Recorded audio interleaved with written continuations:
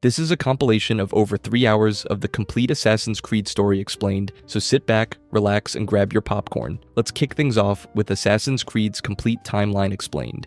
The Assassin's Creed franchise has been quietly rewriting human history for almost 2 decades, spanning from ancient Greece to feudal Japan, and somehow it all connects. Today, I'm breaking down the complete timeline of every major Assassin's Creed game and why it all matters, starting with the one that changed everything, Assassin's Creed. In 2007, Ubisoft did something genuinely insane. They released a game set during the Third Crusade in 1191, let you parkour across Jerusalem, Acre, and Damascus, and then told you that none of it was real. See, you're not actually playing as Altair ibn Lahad, you're playing as Desmond Miles, a bartender in 2012 who's been kidnapped by Abstergo Industries and strapped into a machine called the Animus that lets him relive his ancestors' memories through DNA. For 2007, that's a wild premise, and it completely worked. Inside the Animus, Altair starts as an arrogant assassin who botches a critical mission and gets stripped of his rank. To earn his honor back, he's given 9 targets across the Holy Land. But as he works through the list, something doesn't add up. His targets keep contradicting what his mentor, Al-Mualim, has told him. And here's where it gets dark. Al-Mualim has been using an Apple of Eden, an ancient artifact built by a precursor civilization called the Isu, to control people's minds. He wanted it for himself the whole time. Altair's entire journey was a manipulation. The game introduced the Hidden Blade, crowd blending, and the parkour system that would define the franchise. But that dual narrative, Desmond in the lab and Altair in the past, became the series' entire identity. History as you know it is wrong, and the truth is buried in your DNA. But Altair's story was just the beginning, because the next ancestor Desmond visits doesn't just continue the fight. He turns it into an art form, Assassin's Creed 2. This is the game that changed everything.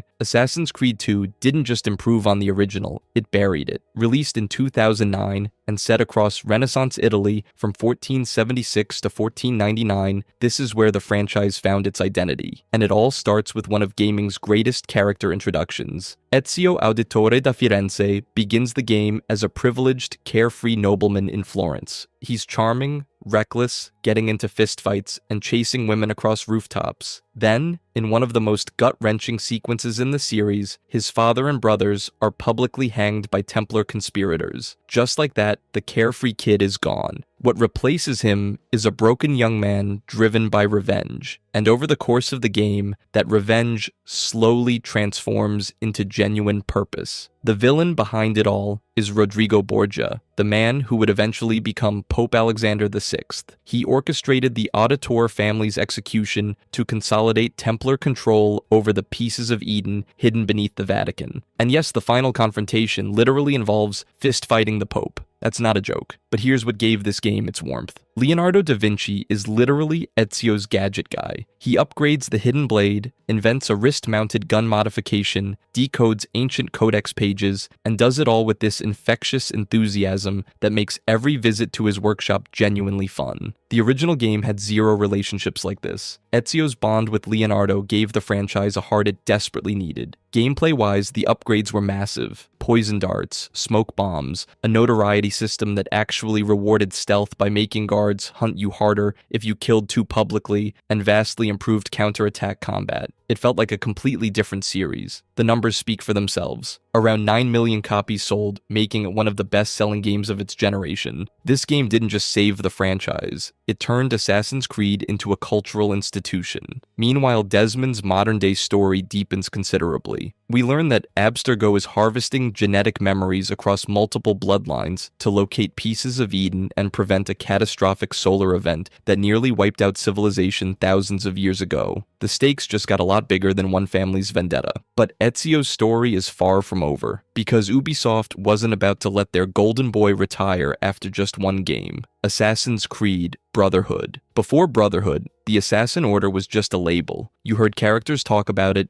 you saw the robes, you got the hidden blade, but it never actually felt like you were running anything. Brotherhood changed that completely. Released in 2010, the game picks up right where Assassin's Creed 2 left off, dropping Ezio into Rome between 1499 and 1507. And this isn't just any version of Rome. You can climb the Colosseum, walk through the Pantheon, and infiltrate the Vatican, all fully explorable. But Ezio isn't sightseeing. The Brotherhood has been decimated, and he has to rebuild it from nothing. This is where the apprentice system comes in. And honestly, it's one of the most satisfying mechanics the series ever introduced. You recruit young assassins off the streets of Rome, send them on missions across Europe, watch them level up, and eventually witness them earn their own hidden blades. It sounds simple, but there's something genuinely rewarding about building an organization from scratch and seeing your recruits grow into killers. You could even call them in mid-combat to save your neck. Nothing felt more powerful than whistling for backup and watching two assassins drop from a rooftop to handle your problem. Then there's the economic side. Players can literally buy the Colosseum, the Pantheon, every shop in Rome. You collect rental income from all of it. Historically absurd? Absolutely. Addictive? Completely. The main villain is Cesare Borgia, and the political drama within the Borgia family gives the whole narrative this operatic intensity. Betrayal, ambition, murder. It's Shakespeare with hidden blades. But here's where it gets complicated. In the modern day, Desmond's story takes a dark turn. Clay Kazmarek, a previous Animus subject whose mind is now trapped inside the machine, starts guiding Desmond towards something terrifying. An ancient Isu entity named Juno, whose consciousness was stored inside the Grand Temple tens of thousands of years ago, is waiting, and she's going to be a problem. A massive one. Remember that name, because Juno's influence ripples through the entire franchise from this point forward. But if Brotherhood gave the Assassins a future, the next game gives Ezio his ending, Assassin's Creed Revelations. This is where the series slows down, takes a breath, and actually lets you feel something. Revelations drops you into Constantinople in 1511, and the city itself is unlike anything the franchise had done before. Byzantine churches sitting next to Ottoman mosques, ancient Greek ruins crumbling beneath both of them, layers of civilization stacked on top of each other like a history textbook you can climb. But the real story here isn't the city, it's Ezio. He's old, not distinguished older gentleman old, tired old. The guy who started this journey as a vengeful teenager in Florence is now a weary man in his 50s, searching for answers he's not even sure exist. He travels to Constantinople to find 5 keys hidden throughout the city, each one unlocking a piece of Altair's library buried beneath Masyaf, a repository of ancient Isu knowledge that both the assassins and Templars would kill for. Here's where it gets ambitious. The game runs 2 historical narratives simultaneously. You're playing Ezio's story in Constantinople, but every time he finds a key, you're pulled into Altair's final years. These memory sequences serve as Altair's farewell to the franchise, showing an old man who reshaped the entire Assassin Brotherhood and then quietly walked into his own tomb. 2 legendary protagonists getting their endings in the same game. Mechanically, the hook blade deserves a mention. It modifies the hidden blade to let you zip line across Constantinople's rooftops, and it makes parkour dramatically faster. Small addition, huge quality of life improvement. And in the modern day, things escalate. Juno, that imprisoned Isu entity hinted at in Brotherhood, is now revealed to be actively manipulating events from within the digital realm.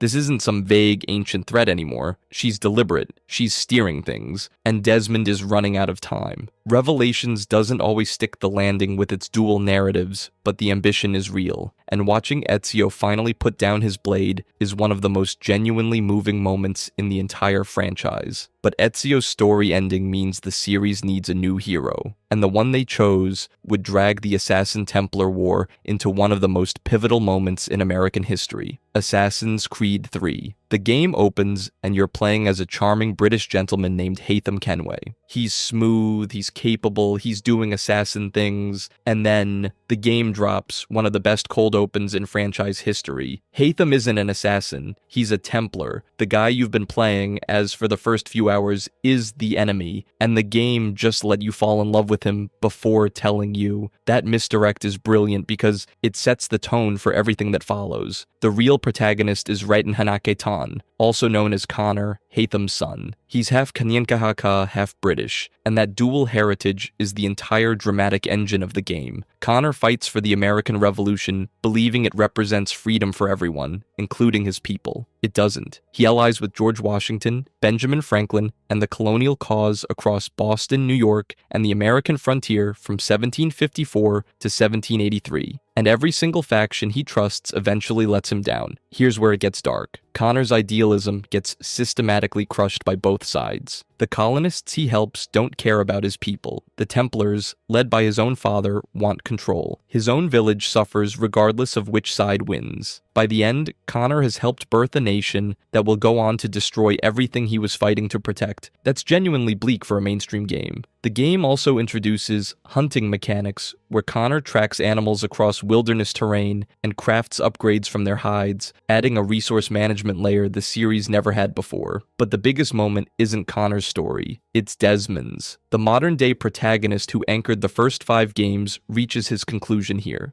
He discovers the Grand Temple contains an Isu device capable of shielding Earth from a catastrophic solar event predicted for 2012. Juno gives him an impossible choice: activate the shield and release her, or let humanity burn. Desmond saves the world, releases Juno, and dies. The franchise's emotional anchor is gone, and nothing will ever fully replace him. But his father's story actually begins decades earlier on the open seas, with a pirate who had zero interest in saving anyone. Assassin's Creed 4. Black Flag. Every Assassin's Creed protagonist has a reason to fight. Altair fights for redemption, Ezio fights for revenge, Connor fights for his people, Edward Kenway, Edward fights for money. And that's exactly why he's the best one. Released in 2013 and set during the golden age of piracy from 1715 to 1722, Black Flag drops players into the Caribbean with zero pretense of noble purpose. Edward is a Welsh privateer turned pirate, Connor's grandfather, and arguably the most naturally charismatic lead the franchise has ever produced. He's not an idealist. He's not carrying generational trauma. He's a charming scoundrel who kills an assassin in the opening hours, steals his robes, and impersonates him for profit.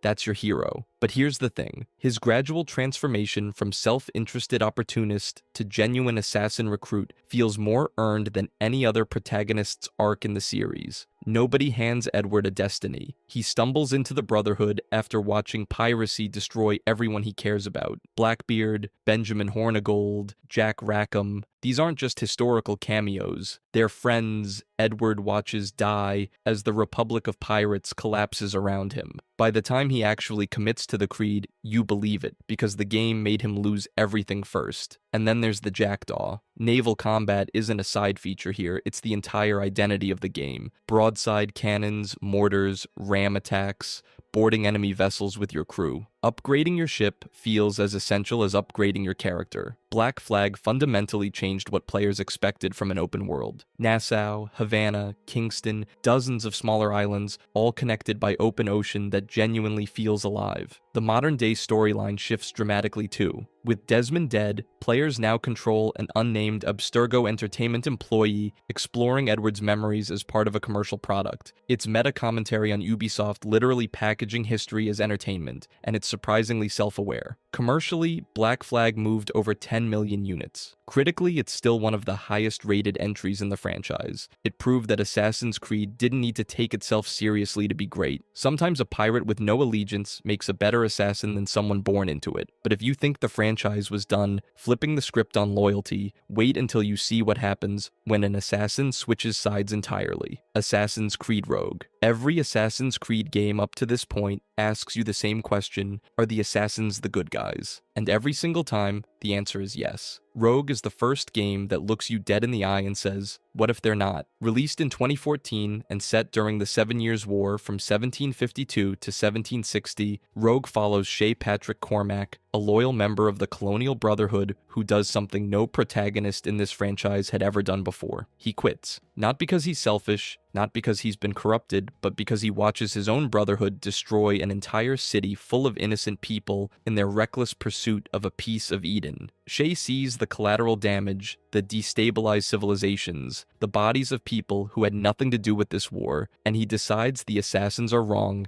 and then he joins the Templars. For the first time in the entire franchise, you spend a full game hunting down and eliminating assassins, not faceless Templar goons, your former allies. People the game presents not as villains, but as genuinely misguided individuals on the wrong side of a moral argument. That's an incredibly uncomfortable thing to ask a player to do, and Rogue earns it by making Shay's grievances completely legitimate. The gameplay centers on the Morrigan Shays vessel, with naval combat mechanics pulled largely from Black Flag. You're navigating the icy North Atlantic, dodging icebergs that function as actual environmental hazards during ship battles. The scope is deliberately smaller than Black Flag, more intimate, more focused on the story it's telling. Commercially, Rogue sold significantly less than Black Flag, but that's partly because Ubisoft launched it the same year as Unity, essentially forcing it to compete with itself. The marketing went to Unity. Rogue got overlooked, which is a shame, because its narrative contribution is genuinely underrated. This is the first game where the Templar position feels sympathetically argued rather than cartoonishly evil. Reasonable people can disagree about freedom versus order, and Rogue proves it. Shay's story even connects directly into Unity, with the game's final mission ending on the assassination of Arno Dorian's father, a continuity thread that rewards anyone paying attention across the franchise's lore. But if Rogue quietly made the case for the Templars, the next game was about to blow the entire franchise wide open, bugs and all. Assassin's Creed Unity. Unity is one of the most tragic games in the entire franchise, not because of its story, but because of what could have been. Released in 2014, Unity drops players into Paris during the French Revolution, spanning 1789 to 1794.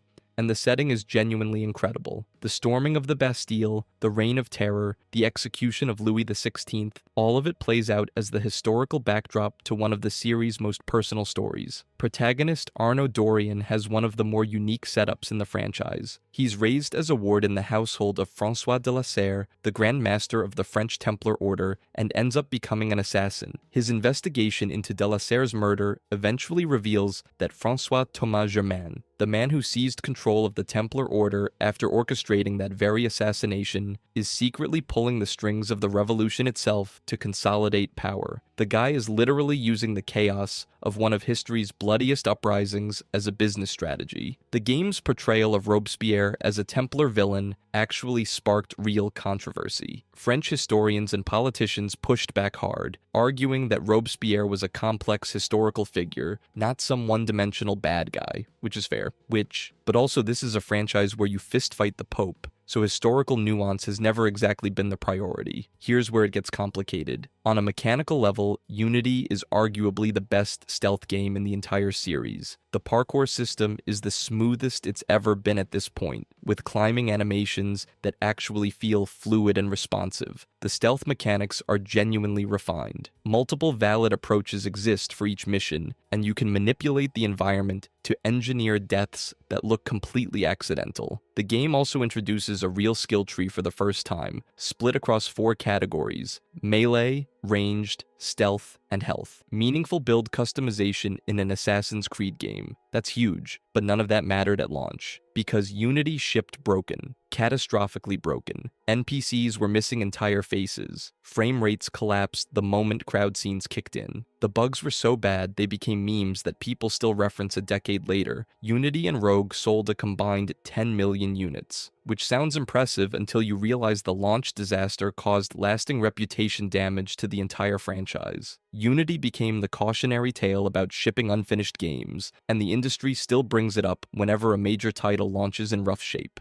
Oh, and one more thing. There are doorknobs all over 1789 Paris. Doorknobs weren't invented until 1878, nearly a century off. Nobody at Ubisoft caught that one. Unity deserved better than what its launch gave it, but London was about to get its own Assassin's Creed entry, and the Fry twins had a very different energy: Assassin's Creed Syndicate. Syndicate is fascinating because it's the last Assassin's Creed game before Ubisoft burned the entire formula to the ground and rebuilt it from scratch. And honestly, you can feel it. This game is the franchise exhaling before holding its breath. Set in 1868, right in the belly of Victorian London during the Industrial Revolution, Syndicate does something the series had never done before. It gives you two protagonists, twins, specifically Jacob and Evie Fry, and they are not the same character with different skins. They're fundamentally opposite philosophies of how to be an assassin, built into one campaign. Jacob is chaos. He's impulsive, loud, and his entire strategy is building a criminal gang called the Rooks to challenge Templar control borough by borough through sheer street-level dominance. Evie is precision. She pursues intelligence work, tracks specific Templar operatives, hunts artifacts, and plans every move 3 steps ahead. Patient versus impulsive, scalpel versus sledgehammer. It's a design choice that feels ahead of its time, because Ubisoft wouldn't truly perfect the dual protagonist system until Shadows nearly a decade later. Here's the thing nobody talks about. Evie is the canonically central character of the duo. She's the franchise's first female lead marketed alongside a male protagonist, yet Jacob received the lion's share of the marketing push. Make of that what you will. The game captures London's class divisions and industrial pollution with genuinely atmospheric detail, and you'll bump into historical figures like Alexander Graham Bell along the way. The rope launcher, a wrist-mounted grappling hook that lets you zip between rooftops and across London's massive streets, also fundamentally changes how you navigate the world compared to previous entries. But historically, Syndicate stumbles in interesting ways. 1868 London was significantly more diverse and multicultural than the game depicts, and the child labor shown in the story relates more closely to conditions from the 1840s and 1850s, not the late 1860s, when factory regulations had already substantially improved working conditions. Commercially, Syndicate sold 5.5 million units. That's less than half of what Unity moved. Post-Unity fatigue was real, and players were tired of annual releases. On the modern-day side, the game keeps things minimal. You're an unnamed assassin initiate working through Helix simulations, with brief interludes involving familiar faces like Sean and Rebecca. It's bare bones, almost forgettable. But the modern-day storyline was about to get a serious shakeup in the next entry. And speaking of everything changing, if Syndicate was the last breath of the old formula, then what came next was a completely different animal.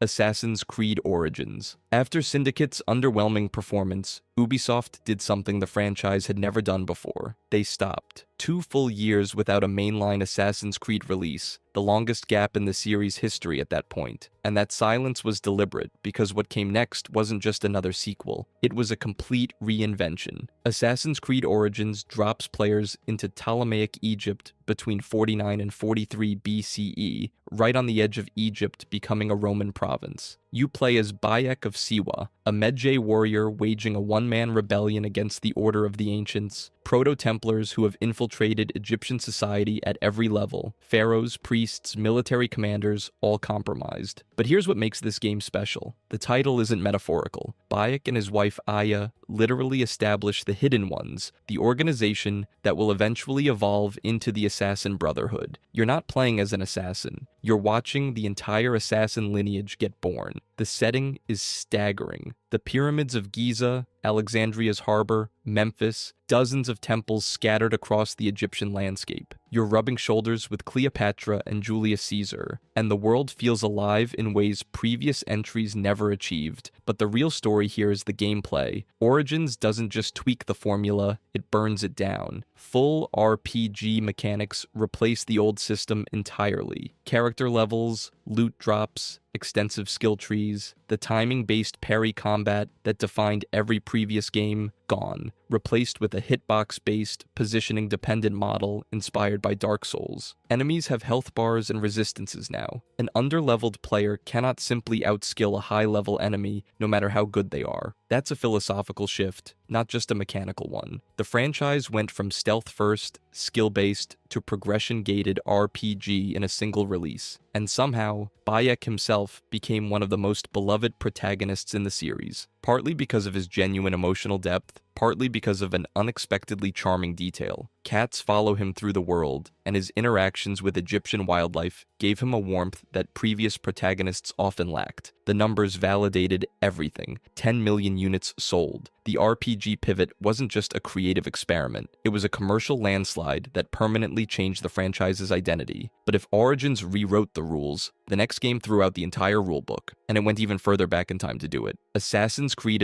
Odyssey is where Ubisoft stopped pretending. This isn't really an Assassin's Creed game anymore. It's a full-blown Greek mythology RPG that happens to have Assassin's Creed branding on the box. And honestly, that's not entirely a criticism. Released in 2018, Odyssey takes the franchise further back in time than it's ever gone. Set during the Peloponnesian War from 431 to 404 BCE, this is nearly 400 years before Origins. The Assassin Brotherhood doesn't exist yet. The Hidden Ones don't exist yet. You're playing in a world where the philosophical seeds of that eternal conflict are just barely being planted. Players choose between two protagonists, Cassandra or Alexios. Here's a fun detail that a massive chunk of the player base completely missed. Cassandra is the canonical choice. The game never tells you that up front, but she is the official eagle bearer in the franchise's lore. Every RPG system from Origins gets cranked to 11 here. Full dialogue trees with branching consequences, romance options, a mercenary tier system that generates dynamic enemies who actively hunt you down across the map.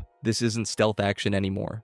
This is a 100-hour role-playing experience. But the biggest departure? The mythology. Odyssey throws Cyclopes, Gorgons, Sphinxes, and Minotaurs at you as actual boss fights. Not metaphors, not hallucinations. Real, physical creatures you have to kill. The three Cyclopes even carry their authentic names from ancient Greek texts: Brontes, Steropes, and Arges. It's the furthest the franchise has ever strayed from historical grounding, and it works because the combat system can actually support it. Speaking of combat, the Spartan kick ability literally launches enemies off cliffs. It's a direct nod to 300, and it became one of the most iconic mechanics in the entire franchise. The main antagonist faction is the Cult of Cosmos, a secret society pulling strings across Greek civilization from the shadows. They're essentially the Proto-Templars, the philosophical ancestors of the Order of the Ancients, which would eventually become the Templar Order centuries later. The roots of everything start here. Now, the modern-day storyline. Layla Hassan returns, hunting Cassandra's memories to locate Isu technology, and she finds something nobody expected: Cassandra herself, alive, in the present day. The staff of Hermes Trismegistus has kept her alive for over 2,000 years, and she hands it directly to Layla, a living Isu artifact walking among humanity for millennia. That handoff is one of the biggest lore moments in the entire franchise. Odyssey was a massive commercial hit, moving over 12 million copies, and proving that the RPG transformation wasn't a fluke. Ubisoft was all in on this direction now. But if Odyssey pushed the franchise into full RPG territory, the next entry was about to take it somewhere even more ambitious. Assassin's Creed Valhalla. Valhalla is massive, not just in map size, not just in hours of content, but in sheer ambition. Released in 2020, this game takes the franchise to Viking-era Scandinavia and England between 872 and 878 CE, and it swings for the fences in every possible direction. You play as Eivor Varinsdottir, a Norse warrior leading her clan across the North Sea to escape the political stranglehold of King Harald's unification of Norway. The destination is England, where Eivor establishes a settlement called Ravensthorpe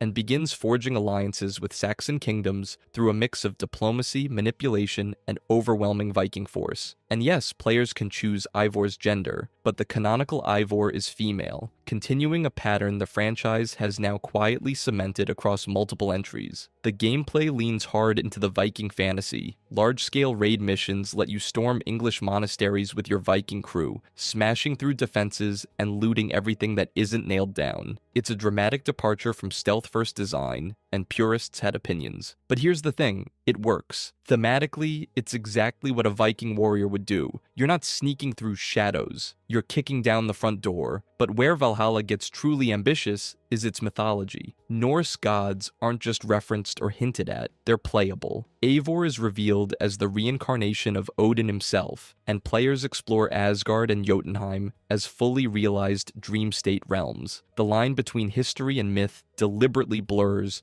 until you can't tell where one ends and the other begins. Historical figures like Alfred the Great and Ivar the Boneless share narrative space with literal gods, and somehow the game holds it all together. Now here's where it gets dark. The modern-day storyline reaches its climax for Layla Hassan. Beneath the Norwegian mountains lies Yggdrasil, an Isu supercomputer whose runaway calculations are destabilizing Earth's magnetic field. Layla enters the digital realm to stop it, and she has to stay, permanently. Her sacrifice mirrors Desmond's death in Assassin's Creed 3 almost perfectly, and that's not a coincidence. It's a pattern. Two modern-day protagonists across two separate arcs, both giving everything to prevent an Isu-triggered apocalypse. That's the franchise's recurring tragedy, and it hits harder the second time because you see it coming. But the real twist belongs to Basim ibn Ishaq. He's introduced as an ally. He fights alongside Eivor, he earns your trust, and then the game reveals he's the reincarnation of Loki, and he's been manipulating Eivor's entire journey from the start.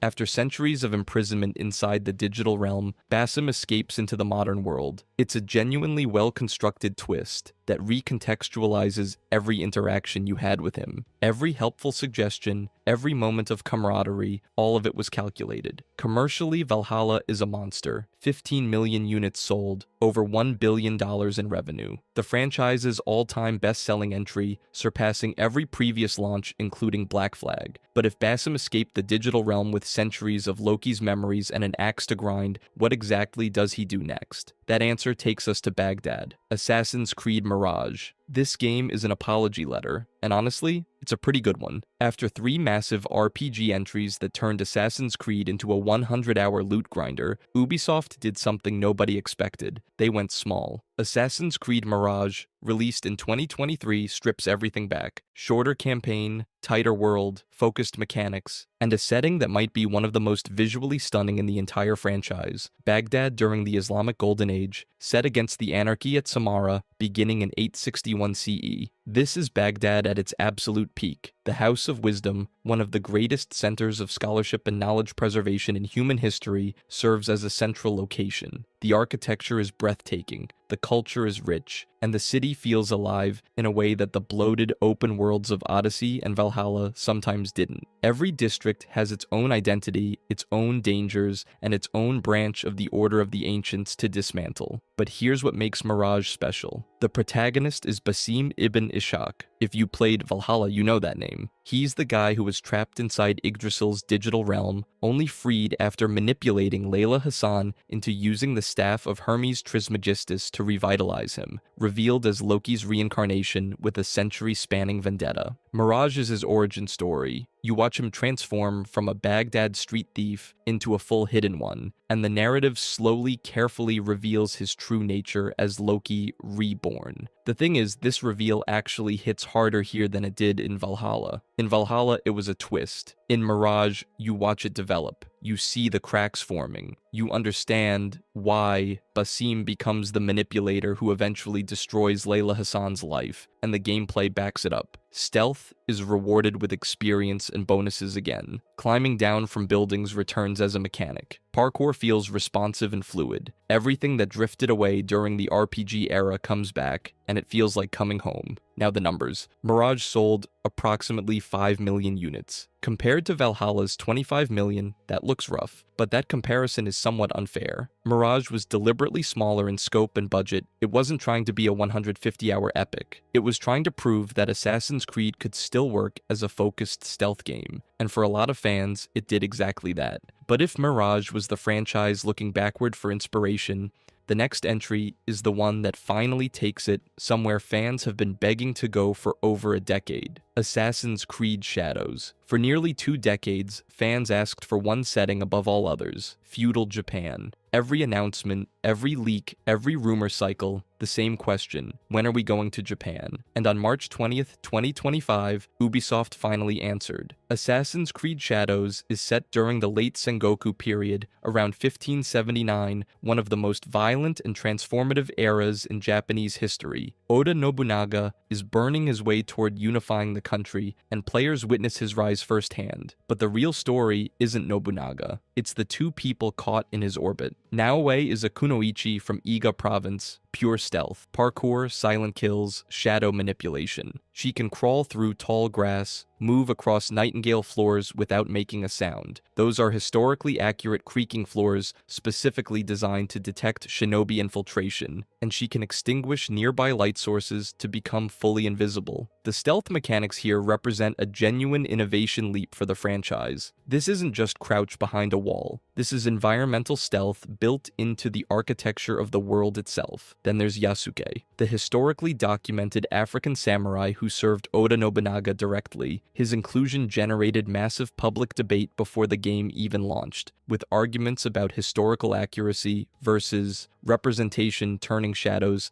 into a culture war flashpoint months before anyone could actually play it. Here's the thing, Yasuke's existence is real, documented history. The details are limited, but the man was real. And in the game, he embodies direct combat, overwhelming strength, katanas, naginata, Kanaba war clubs, each with distinct skill trees and proficiency systems. The Claws of Awaji DLC expands Naoi's story further as she searches for her mother Tsuyu on Awaji Island, continuing the narrative beyond the main campaign. At launch, Shadows sold approximately 3 million units in its first week, a steady start for a franchise that has moved over 230 million copies total and generated roughly $8.3 billion across its entire run. But here's why Shadows is the perfect place to end this timeline. The dual protagonist system isn't just a gameplay feature, it's the franchise finally saying the quiet part out loud. In 2007, getting into a sword fight in Assassin's Creed meant you had failed. Combat was a punishment. Stealth was the only correct answer. 18 years later, Shadows gives you two protagonists, one who is pure stealth and one who is pure warrior, and the game tells you both are right. That's not just a mechanical evolution, that's a philosophy. Stealth and combat as equally valid expressions of the same fight, embedded in two characters rather than one compromised design. Full circle. Assassin's Creed is a franchise with 14 mainline games,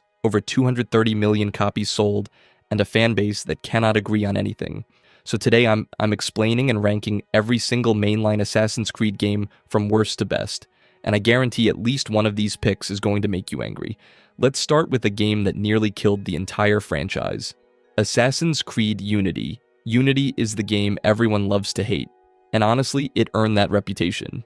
When it launched in 2014, it was a disaster. We're talking characters with no faces, frame rates dropping into the single digits, and a co-op mode that barely functioned. Players were furious. Ubisoft was so embarrassed, they gave away the Dead Kings DLC for free and actually stopped charging for the season pass entirely. But here's the thing, years later, something weird happened. Players went back to Unity and realized that underneath all those bugs was one of the most beautiful Assassin's Creed games ever made. The recreation of revolutionary Paris is stunning. The parkour is arguably the best in the entire series, and when Notre Dame caught fire in 2019, people literally pointed to Unity's model as a reference for how detailed that cathedral was. The community went from mocking this game to defending it almost overnight. Still, the damage was done. Unity sits near the bottom of virtually every major community ranking, pulling only about 37% approval in the IGN community poll. It's the definition of wasted potential. But at least Unity had ambition. The next game on this list doesn't even have that excuse. Assassin's Creed Syndicate. Syndicate is the game that should have been a comeback story. Unity had just launched as a broken mess, and Ubisoft needed a win. So they gave us Victorian London, a grappling hook, and two playable protagonists, twins Jacob and Evie Fry. And honestly, it worked. The game ran well, the setting was gorgeous, and having two characters with different playstyles was a genuinely fresh idea. Evie leaned into stealth, Jacob was your brawler. Players generally liked the split, but here's the thing, nobody cared. Syndicate landed at number 11 in community rankings, pulling only about 39.7% approval in IGN's massive poll, not because it was bad, but because Unity had already burned everyone. Players simply weren't paying attention anymore. It sold noticeably less than its predecessors, and Ubisoft quietly shelved annual releases right after. Syndicate became the forgotten middle child of the franchise, a solid 7 out of 10 that arrived at the worst possible moment. And if you think bad timing killed Syndicate, wait until you see what Ubisoft did next to completely reinvent the series. Assassin's Creed Rogue. Rogue is the most overlooked game in the entire franchise, and it's not even a debate. It launched on November 11th, 2014, the exact same day as Unity, but exclusively on last-gen hardware. So while the entire gaming world was buzzing about next-gen Paris, Rogue quietly dropped on PS3 and Xbox 360 and almost nobody noticed, which is a tragedy because Rogue does something no other Assassin's Creed game has ever done. You play as a Templar, not an assassin who questions the creed for a cutscene or two.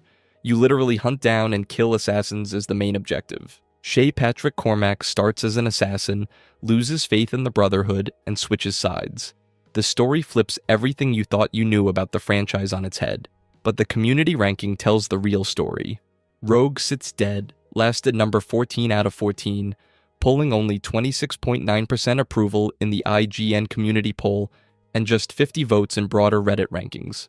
Not because it's bad, because nobody played it. It was buried alive by its own release date. If Rogue got a fair shot, this ranking looks completely different. But if you think being ignored is the worst thing that can happen to an AC game, wait until you see what happened to Unity on the day it actually launched. Assassin's Creed Revelations. Revelations is the goodbye letter to two of gaming's most iconic assassins, and the community is completely split on whether it actually earned that farewell. It lands at number 13 on our ranking, and honestly, the reason is one word: tower defense. Let me explain. The core of Revelations is beautiful. You're playing as an aging Ezio traveling to Constantinople, retracing Altair's footsteps, and slowly uncovering the secrets both men spent their lives chasing. The story threads connecting these two legends across centuries is genuinely some of the best writing in the entire franchise. And that final scene, where Ezio speaks to Desmond through the Apple of Eden, that moment alone still gives longtime fans chills over a decade later. But here's where it gets complicated. Ubisoft bolted on a tower defense minigame called Den Defense, and it is universally mocked. You're placing assassin units on rooftops to stop Templar waves, and it plays like a bad mobile game shoved into a AAA title. Nobody asked for it, nobody enjoyed it. It became the punchline of the entire Ezio trilogy. The gameplay overall felt fatigued. 3 Ezio games in 3 years, and by Revelations the formula was running on fumes. The Hookblade was cool, but not enough to mask the repetition. At just 13 hours for the main story, it's also the shortest in the trilogy. So you get this weird contradiction. The weakest gameplay in the Ezio saga wrapped around its most emotionally resonant ending. And that tension is exactly why the community can never agree on where Revelations belongs. But if you think franchise fatigue was a problem here, wait until you see what happened when Ubisoft jumped to colonial America, Assassin's Creed Mirage. Mirage was supposed to be the answer. After 3 massive RPG entries that had fans screaming for a return to classic Assassin's Creed, Ubisoft promised exactly that. A tight, stealth-focused experience set in 9th century Baghdad.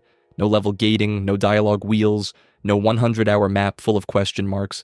Just you, a hidden blade, and rooftops. And honestly, it half delivered. The stealth is solid. The parkour feels closer to the original games than anything since Brotherhood. Baghdad is gorgeous and dense, with some of the best infiltration spaces the series has seen in years. If you wanted a game that felt like classic AC, Mirage checks those boxes. But here's the thing, smaller and classic aren't the same word. The main story clocks in at around 15 to 20 hours, which is fine, except the narrative doesn't do enough with that time. Basim's arc feels rushed in places, and the side content is thin. A lot of players walked away feeling like they got a $50 expansion sold as a full game. The community landed Mirage at number 8 in our aggregated ranking, which feels right. It's not bad. It's just not the triumphant return to form people were hoping for. It proved Ubisoft could make a smaller AC game. It didn't prove they could make a great one. But if Mirage felt like it was playing things too safe, the next entry on this list had the opposite problem entirely. Assassin's Creed 3. This game had every reason to be the greatest Assassin's Creed ever made. New engine, new setting, the American Revolution. A protagonist with a deeply personal revenge story rooted in colonial genocide. On paper, Connor Kenway is one of the most compelling characters the franchise has ever written, but the community didn't feel it. Here's the thing, Connor is stoic, he's serious. He's angry for completely valid reasons. But coming off 3 games of Ezio's charm, wit, and charisma, players felt like they'd traded a sports car for a tank. Powerful, sure, but not fun to ride in. Connor's emotional register barely shifts across the entire game, and for a lot of players, that made a 30-plus hour campaign feel exhausting. And then there's the tutorial. Assassin's Creed 3 doesn't let you actually play as Connor for roughly the first 4 to 5 hours. You're stuck in a prolonged prologue, that, while narratively interesting, kills the pacing dead. By the time you're finally free running through Boston, the game has already lost a chunk of its audience. But here's where it gets interesting. A C3 quietly introduced something that would change the entire franchise: naval combat. Those ship missions were a side feature nobody expected to care about, and they ended up being the best part of the game. The community ranks it 9th out of 14, sitting in that frustrating middle ground of great ideas, rough execution. And that naval combat, it didn't stay a side feature for long, because the next game built an entire world around it. Assassin's Creed Valhalla. Valhalla is the game that proved you can sell millions of copies and still exhaust your entire fanbase. It launched in 2020, moved massive units, and became one of the best-selling entries in the entire franchise. By every commercial metric, Valhalla was a monster hit. But here's the thing. The game is enormous, and not in a good way. We're talking one of the longest Assassin's Creed games ever made, with a main story that drags well past the 50-hour mark and completionist runs pushing toward 150. At some point, more content stops being a selling point and starts being a threat. The Viking setting is genuinely great. England's countryside, the raids, the longships sailing up rivers to sack monasteries, all of that works. Eivor is a solid protagonist too, well-voiced, well-written, and surprisingly layered for a character whose main hobby is hitting people with axes. The community largely agrees on that front, but the bloat killed it. Players started strong and just stopped. Arc after arc after arc of territory, pledges that blurred together, side content that felt like filler, because it was filler. The pacing issues weren't subtle. They were the defining experience for most people who played this game. Valhalla sits at number 7 in the community rankings, pulling a 48.6% approval in IGN's poll. That's the exact middle of the pack, which honestly tells the whole story. A game that did everything big but forgot that bigger isn't always better, and if Valhalla represents the peak of RPG-era excess, the next entry represents the complete opposite reaction. Assassin's Creed Liberation. Here's a game that most people straight up forget exists, and honestly, that's a crime. Liberation launched in 2012 as a PlayStation Vita exclusive, which basically meant it was dead on arrival in terms of mainstream attention. But here's the thing, this game is historically significant for the entire franchise, because Aveline de Grandpré is the first female protagonist in Assassin's Creed history, and she's genuinely great. The setting is 18th century New Orleans during Spanish colonial rule. That alone makes it one of the most unique locations in the entire series. No Renaissance Italy, no ancient ruins, just bayous, plantations, and a city dripping with political tension. Aveline herself is a biracial woman navigating both high society and the Brotherhood, which leads to the game's most interesting mechanic, the persona system. You could switch between 3 identities: the assassin, the slave, and the lady. Each persona changed how NPCs reacted to you, what areas you could access, and how you approached missions. On paper, it's brilliant. In practice, it felt a little underbaked. The disguises were cool conceptually, but the execution was thin, and most players found the system more gimmicky than revolutionary. Liberation eventually got an HD remaster for consoles, but it never shook that handheld spin-off reputation. The community largely treats it as a footnote, which is a shame, because Aveline deserved a full mainline entry. She proved a female assassin could carry a game. Ubisoft just never gave her the budget to prove it at scale.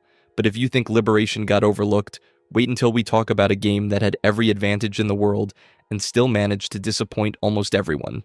Assassin's Creed Odyssey. Odyssey might be the most divisive good game in the entire franchise. It pulled in over 79,000 votes on IGN's community poll with a 60.3% approval rating, landing it at number 3 in our ranking. On a separate Reddit poll, it straight up won with 634 votes, beating out Black Flag by just 20. Those are massive numbers. And yet, a huge chunk of the fanbase will look you dead in the eye and say it's not a real Assassin's Creed game. Here's the thing. They're not entirely wrong. Odyssey takes place in ancient Greece during the Peloponnesian War, hundreds of years before the Assassin Brotherhood even exists. There's no hidden blade, there's no creed, the word assassin barely applies. Instead, you get a full-blown RPG with dialogue trees, branching storylines, romance options, and a world so enormous it takes genuinely absurd hours to complete. It's closer to The Witcher than it is to the original Assassin's Creed. But here's where it gets complicated. The game is fantastic. The world is gorgeous, the combat is satisfying, and the story actually works, especially if you pick Cassandra. And you should pick Cassandra. The community overwhelmingly prefers her over Alexios. She's better voiced, better written, and Ubisoft themselves later confirmed she's the canon protagonist. Alexios isn't bad, but Cassandra's on another level. So Odyssey sits in this weird space where it's one of the most loved and most criticized entries simultaneously. A brilliant game that just happens to barely feel like the series it belongs to. But if you think Odyssey pushed the boundaries, wait until you see what landed at number 2, Brotherhood. This is the game that proved Assassin's Creed wasn't a fluke. Brotherhood took everything AC2 built and refined it into something near perfect, and it did it in barely a year of development time. That alone should be impossible. Here's the setup. Ezio's story continues directly after AC2, but now you're in Rome, one massive interconnected city instead of multiple smaller ones, and Rome is gorgeous. Every district feels alive, every rooftop has a purpose, and the entire map is basically your playground. But the real innovation wasn't the setting. Brotherhood introduced the assassin recruitment system. You could rescue citizens, train them into assassins, and then call them in during missions to take out targets for you. It sounds like a small addition on paper. In practice, it completely changed how you approached every encounter. You'd be walking through a crowded market, spot 3 guards blocking your path, whistle for your recruits, and watch them drop from rooftops like synchronized angels of death. Nobody had seen anything like it. But here's where it gets interesting.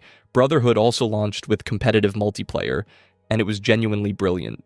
Instead of the typical deathmatch formula, you had to blend into crowds of NPCs who all looked identical to the players, hunt your target while avoiding your own pursuer, and stay calm under pressure.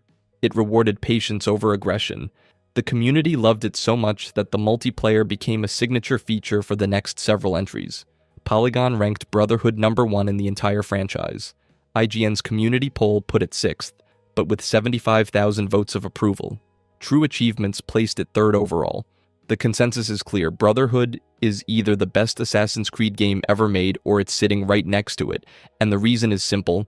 It didn't try to reinvent the wheel. It just made the wheel spin faster, smoother, and with way more style. Ezio at his peak, Rome at its most beautiful, and a gameplay loop that respected your time while constantly rewarding creativity.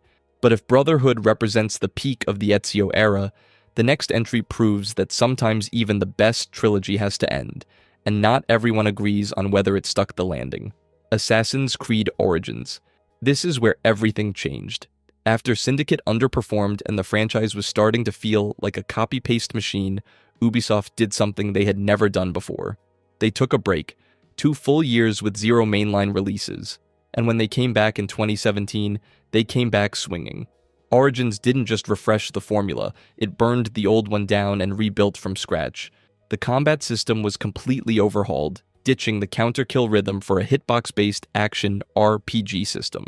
Progression went from linear upgrades to a full skill tree with loot drops, gear levels, and enemy scaling. It was a fundamentally different game wearing the Assassin's Creed name. But here's the thing, it worked. Ancient Egypt is one of the most stunning open worlds ever put into a video game. The sheer scale of it, from the deserts outside Siwa to the streets of Alexandria to the base of the Great Pyramids, is genuinely breathtaking. Ubisoft even partnered with historians and Egyptologists to make the world so accurate that they released a standalone Discovery Tour mode for educational use. That's how detailed this map is. And then there's Bayek. Fans consistently rank him as one of the best protagonists the series has ever produced, and it's not hard to see why. He's warm, he's vengeful, he's heartbroken.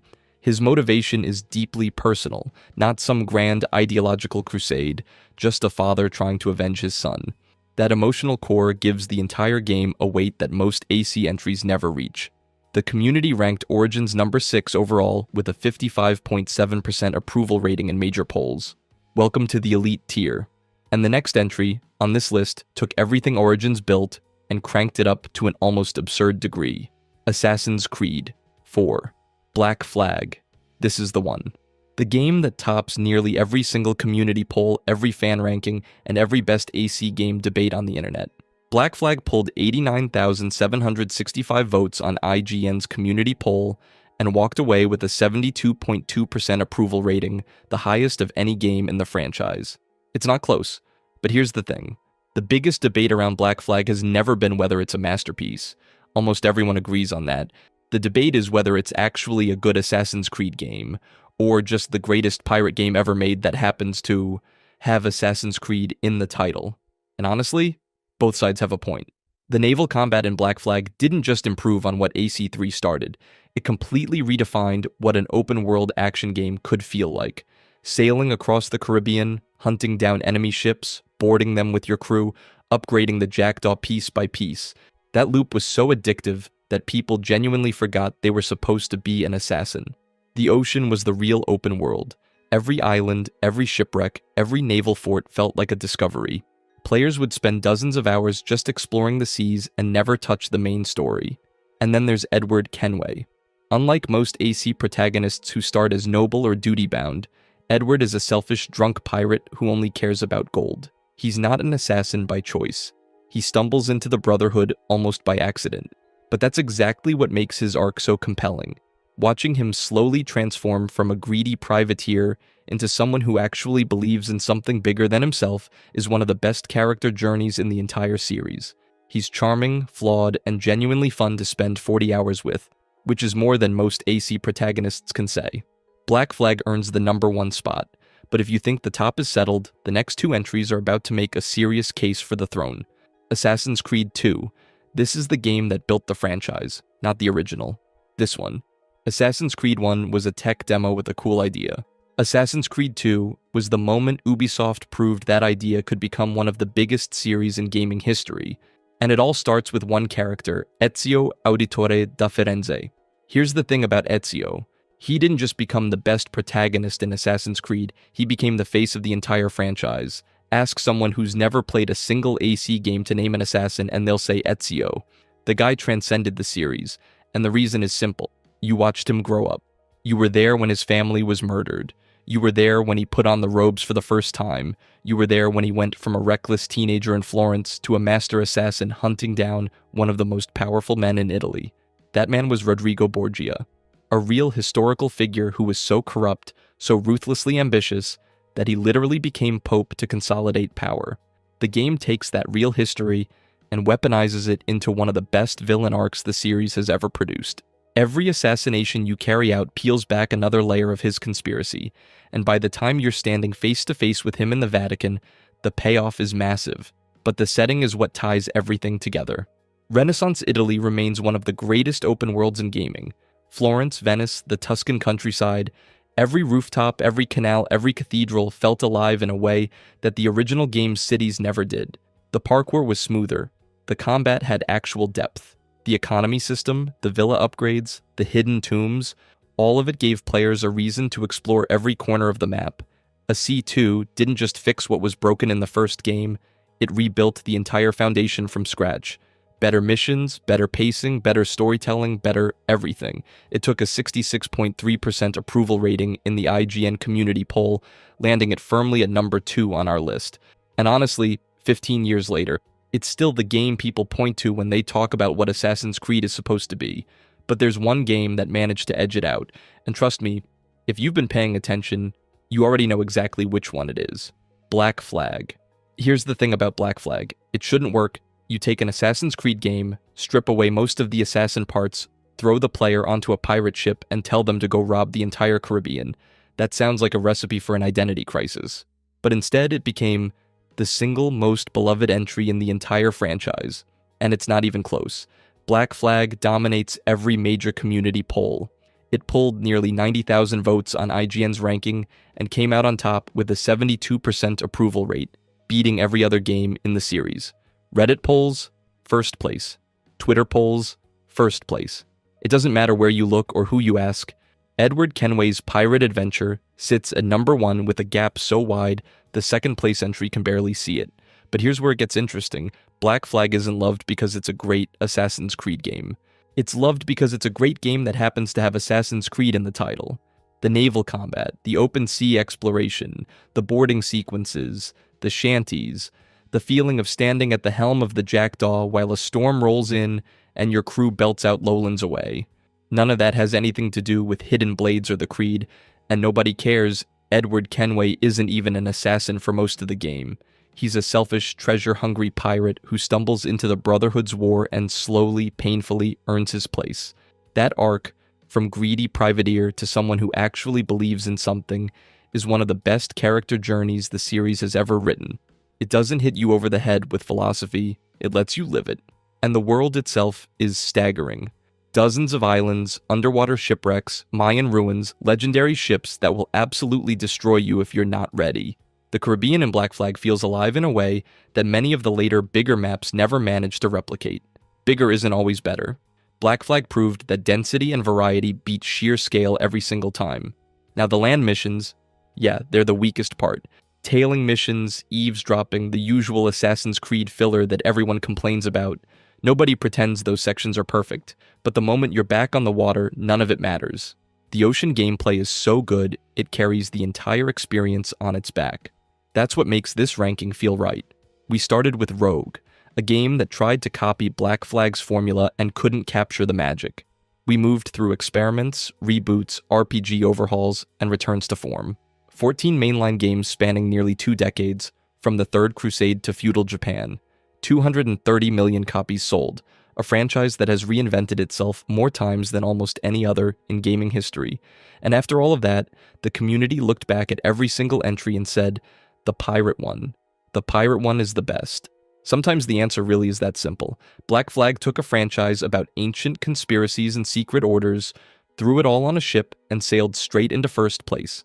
And 18 years after the original Assassin's Creed launched and changed open-world gaming forever, Edward Kenway is still standing at the helm. Edward Kenway is one of the most beloved protagonists in the entire Assassin's Creed franchise, but his story doesn't start with adventure and glory. It starts with him being a terrible person who destroyed his own family, and I can prove it. Today, I'm breaking down the entire history of Edward Kenway, from privateering failure to legendary assassin, and trust me, the early stuff is rough. Privateering and the marriage to Caroline Scott. Edward Kenway started as a privateer for the British Navy during the War of Spanish Succession in the early 1700s, which sounds impressive, except privateering income was garbage. He wasn't making enough to support himself, let alone a family. So naturally, he got married anyway. He married Caroline Scott in Bristol, England, and before you think this was some romantic commitment, here's what he did next. He abandoned her to pursue fortune as a pirate, just left, walked away from his wife to chase fortune as a pirate. That's the foundational choice that defines Edward Kenway's entire character arc. He inflicted real permanent damage on the person closest to him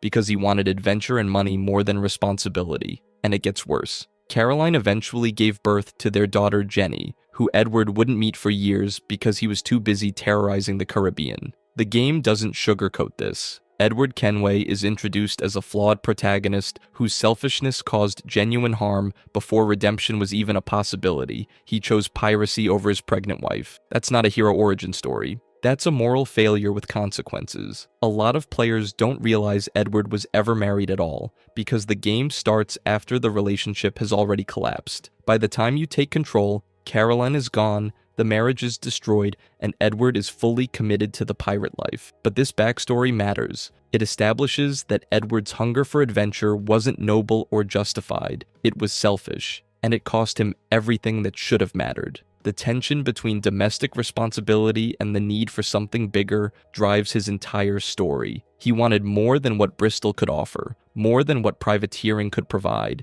and he was willing to sacrifice his family to get it. Which brings us to the moment that pushed him from privateer to full pirate, because insufficient income and broken promises weren't going to cut it anymore. But if you think abandoning your pregnant wife is bad, wait until you hear about the battle that turned him into a wanted man, the Battle of Cape Bonavista. Edward Kenway's entire legend as a pirate started with him stealing a dead man's identity, which is already pretty on brand for a guy who spent his whole life pretending to be something he wasn't. Around 1715, his ship got jumped near Cape Bonavista, attacked, robbed, everything taken, left for dead in the water. Standard Pirate Tuesday. His crew scattered, his cargo gone, his reputation as a privateer completely shattered. Most men would have drowned or surrendered. Edward decided to commit identity theft instead. But here's where it gets weird. The guy whose ship Edward stole, an assassin named Duncan Walpole. Edward killed him during the chaos, saw an opportunity, and just took everything. His clothes, his mission, his entire identity. The robes,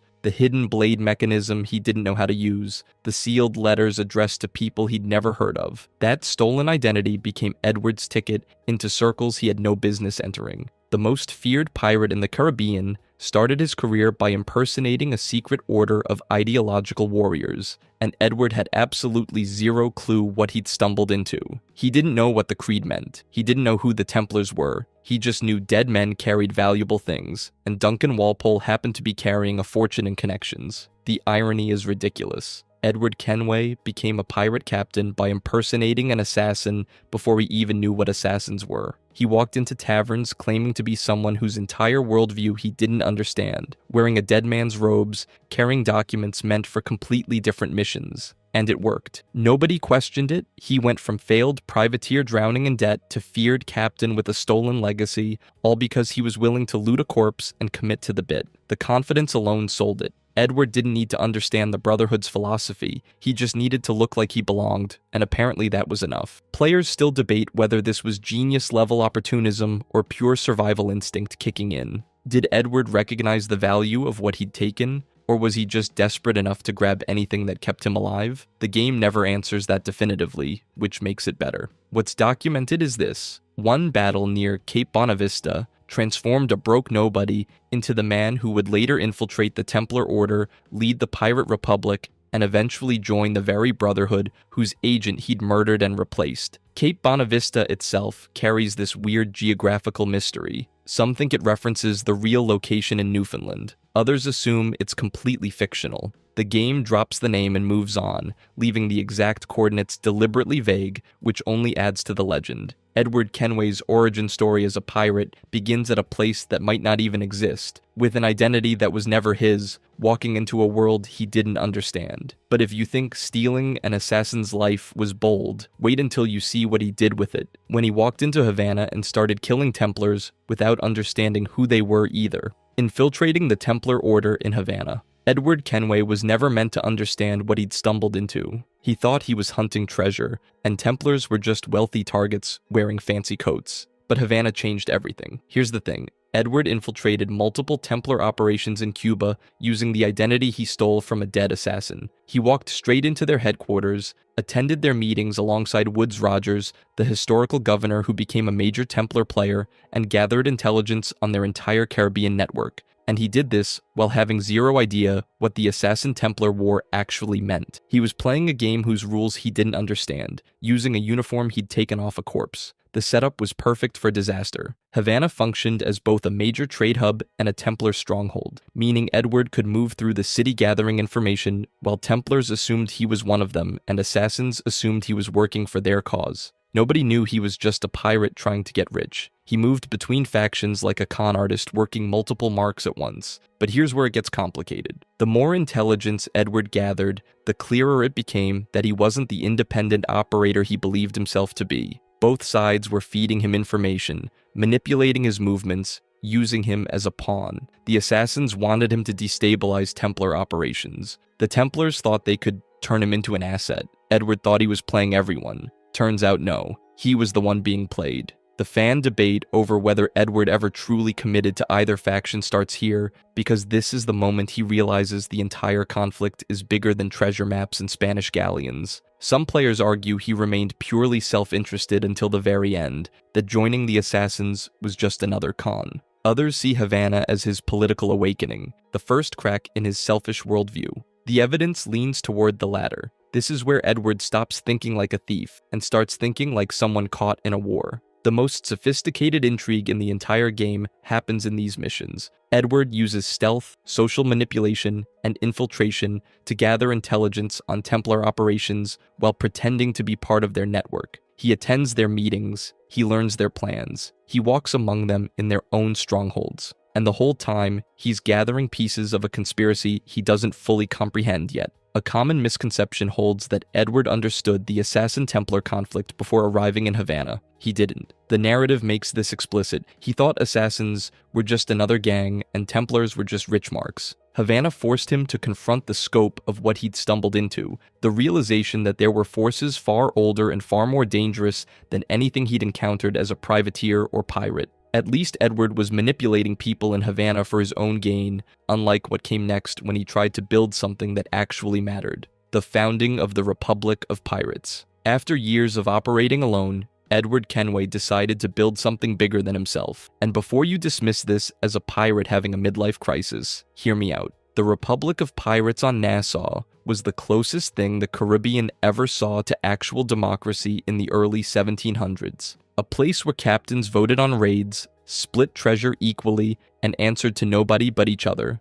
No aristocrats deciding who lived or died, no taxes funding wars they didn't believe in, no priest telling them they were damned for refusing to starve quietly. Edward Kenway didn't just participate in this, he was instrumental in making it happen. Nassau, New Providence Island, became the hub. Strategically positioned in the heart of the Caribbean, controlling every major trade route between Europe and the Americas. Ships carrying sugar, tobacco, gold, slaves, all of it had to pass through their waters. And when they did, the pirates waiting there weren't disorganized criminals scrambling for scraps. They were Calico Jack Rackham, Anne Bonny, Charles Vane, and Blackbeard himself. These weren't side characters in someone else's story. These were the most dangerous naval combatants alive, unified under a single banner, each one capable of taking a merchant vessel solo. Together, they could challenge entire fleets. But here's the thing. The Republic wasn't a government. It was a loose alliance for mutual protection. No king, no governor, no hierarchy, just captains who agreed that working together kept the British Navy and Templar operatives from crushing them individually. They created Sanctuary, a place where you could repair your ship, spend your gold, and sleep without worrying about waking up in chains. Where a former slave could command a crew and nobody questioned it, where women like Anne Bonny fought alongside men and earned equal shares. The Republic's code wasn't written in law books, it was enforced by reputation and mutual survival. Edward Kenway believed in this, not just as a tactical advantage, but as an ideal. For once in his life, he wasn't chasing wealth, he was trying to build something genuinely free. A society where nobody controlled you, where merit mattered more than birthright, where a Welsh farmer's son could stand equal to anyone with a title. The Republic represented everything Edward Kenway had been searching for since leaving Caroline back in Bristol: autonomy, purpose, and a crew that felt like family. He'd spent years being told he wasn't good enough, smart enough, born into the right circumstances. Nassau said none of that mattered, only what you could do. Fans and historians argue constantly about how much of this actually happened.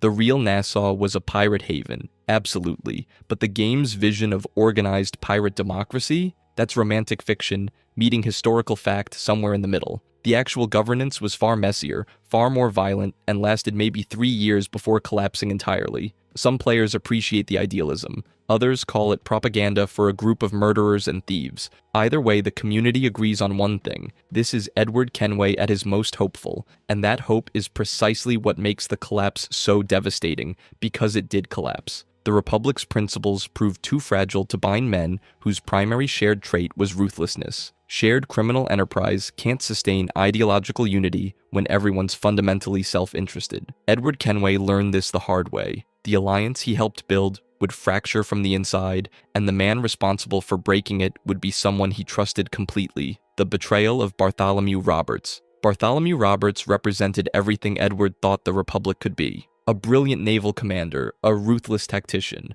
a pirate who understood what freedom actually cost. But here's the thing, Roberts wanted something different than Nassau's collective dream, and when those differences surfaced, the entire Republic fractured. Before you dismiss this as standard pirate infighting, understand what was actually at stake. Roberts commanded multiple ships and several hundred loyal men. His reputation alone made him one of the most formidable forces in the Caribbean. When he turned against Nassau's principles, it wasn't a minor disagreement. It was an ideological crisis that exposed the fundamental lie Edward had been telling himself, that thieves and murderers could build something lasting on the concept of freedom alone. The conflict centered on governance and merchant targeting. The Republic attempted democratic systems, shared votes on major decisions, collective distribution of captured wealth. Roberts rejected all of it. He believed in hierarchical command structures, selective targeting based on strategic value, and concentrated power in the hands of proven leaders. which is to say, himself. Edward watched the alliance he'd built collapse into competing factions arguing over principles that, frankly, none of them had actually committed to beyond convenience. Robert's crews operated like military units, while Nassau's pirates functioned like,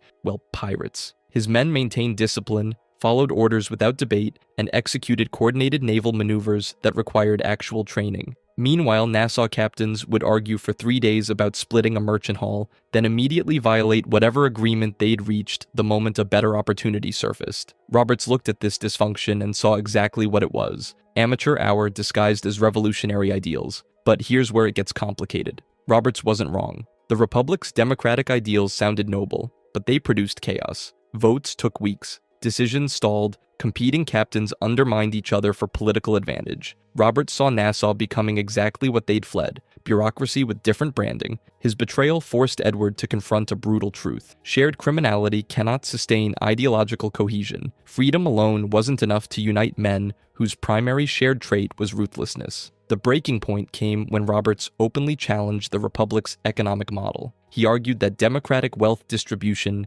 punished the most skilled captains by subsidizing incompetent ones. Why should his fleet's superior captures fund crews who couldn't navigate basic trade routes? Edward tried negotiating middle ground, proposing merit-based modifications to the existing system.